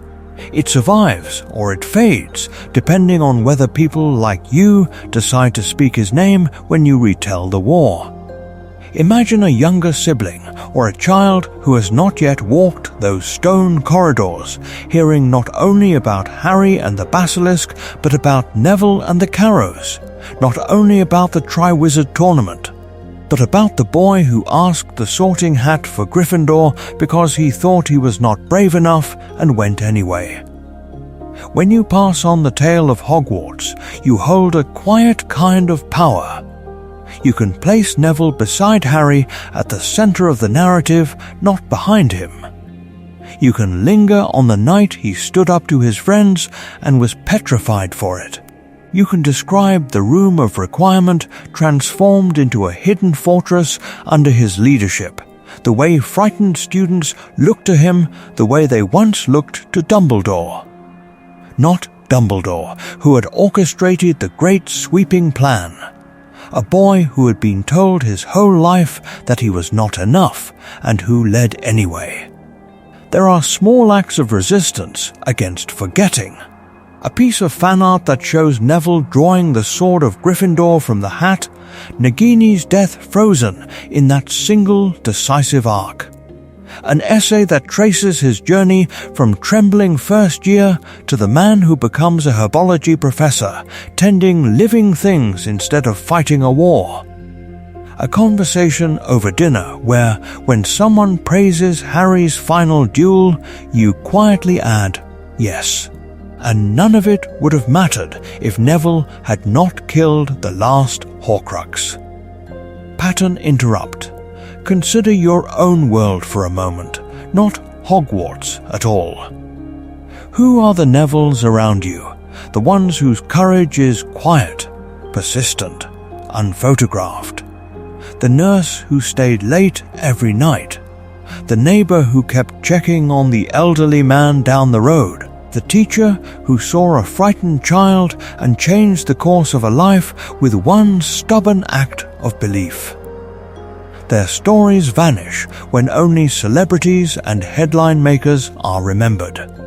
When the narrative of heroism narrows to those who stand in the brightest light. To remember Neville is to practice a different loyalty. The grave was empty for him in another sense. History almost buried him alive under Harry's legend, and yet his truth keeps clawing its way back to the surface every time someone chooses to tell it properly. Every time you say he could have been the chosen one, and then go further and say he chose himself anyway, you align yourself with what he represents, the power of the overlooked, the endurance of the underestimated, the belief that the smallest wand hand can still alter the shape of a war. Lily was a charms prodigy, and she understood something about intent, that what you mean shapes what your magic becomes. Memory works the same way. To hold Neville in your mind not as comic relief, but as co-architect of Voldemort's fall, is to cast a kind of charm over the future, one that tells every frightened, stumbling child that their fear does not disqualify them from heroism. It simply makes their decision to stand all the more profound. And somewhere, in a world where stories are told that way, a different kind of child walks into Hogwarts already knowing that the boy who forgot his passwords also killed the snake, and that the war turned in part on a hand that once shook too hard to hold a wand steady. The next question, then, is not whether Neville was a hero. It is what happens when Hogwarts itself begins to remember him correctly. Hogwarts remembers him differently now. The castle that once watched a boy shrink into the back row of every classroom has, at last, learned his name in the language of stone and echo and living magic. Return there for a moment, to that back desk, to ink-stained fingers, chewed quill, eyes fixed on the grain of the table so he does not have to meet Professor Snape's gaze. To a wand that shakes when it rises, and a voice that comes out thinner than he meant. This is important, because that boy, the one no one chose first for a group, the one teachers sighed over, the one portraits pitied, is the same man who will stand on a ruined bridge and pull the sword of Gryffindor from the sorting hat, as if the castle itself finally remembered its own promise. The grave was empty for him too, in a way. Not a literal grave of stone, but the hollow where his parents should have been. The silence in St. Mungo's where recognition never comes. He grew up visiting replicas of the life he might have had. A mother who presses a sweet wrapper into his palm, a father who stares through him, a family name that speaks of war while the boy who bears it cannot make a feather rise. He knew long before prophecy what it means to feel like the wrong child in the right story. So look away from Hogwarts for a moment and look at your own life instead. Who is sitting in the metaphorical back row around you, overlooked, underestimated, quietly carrying more than anyone suspects? Not Dumbledore, who had the twinkle and the titles. Not Hagrid, who had the keys and the stories.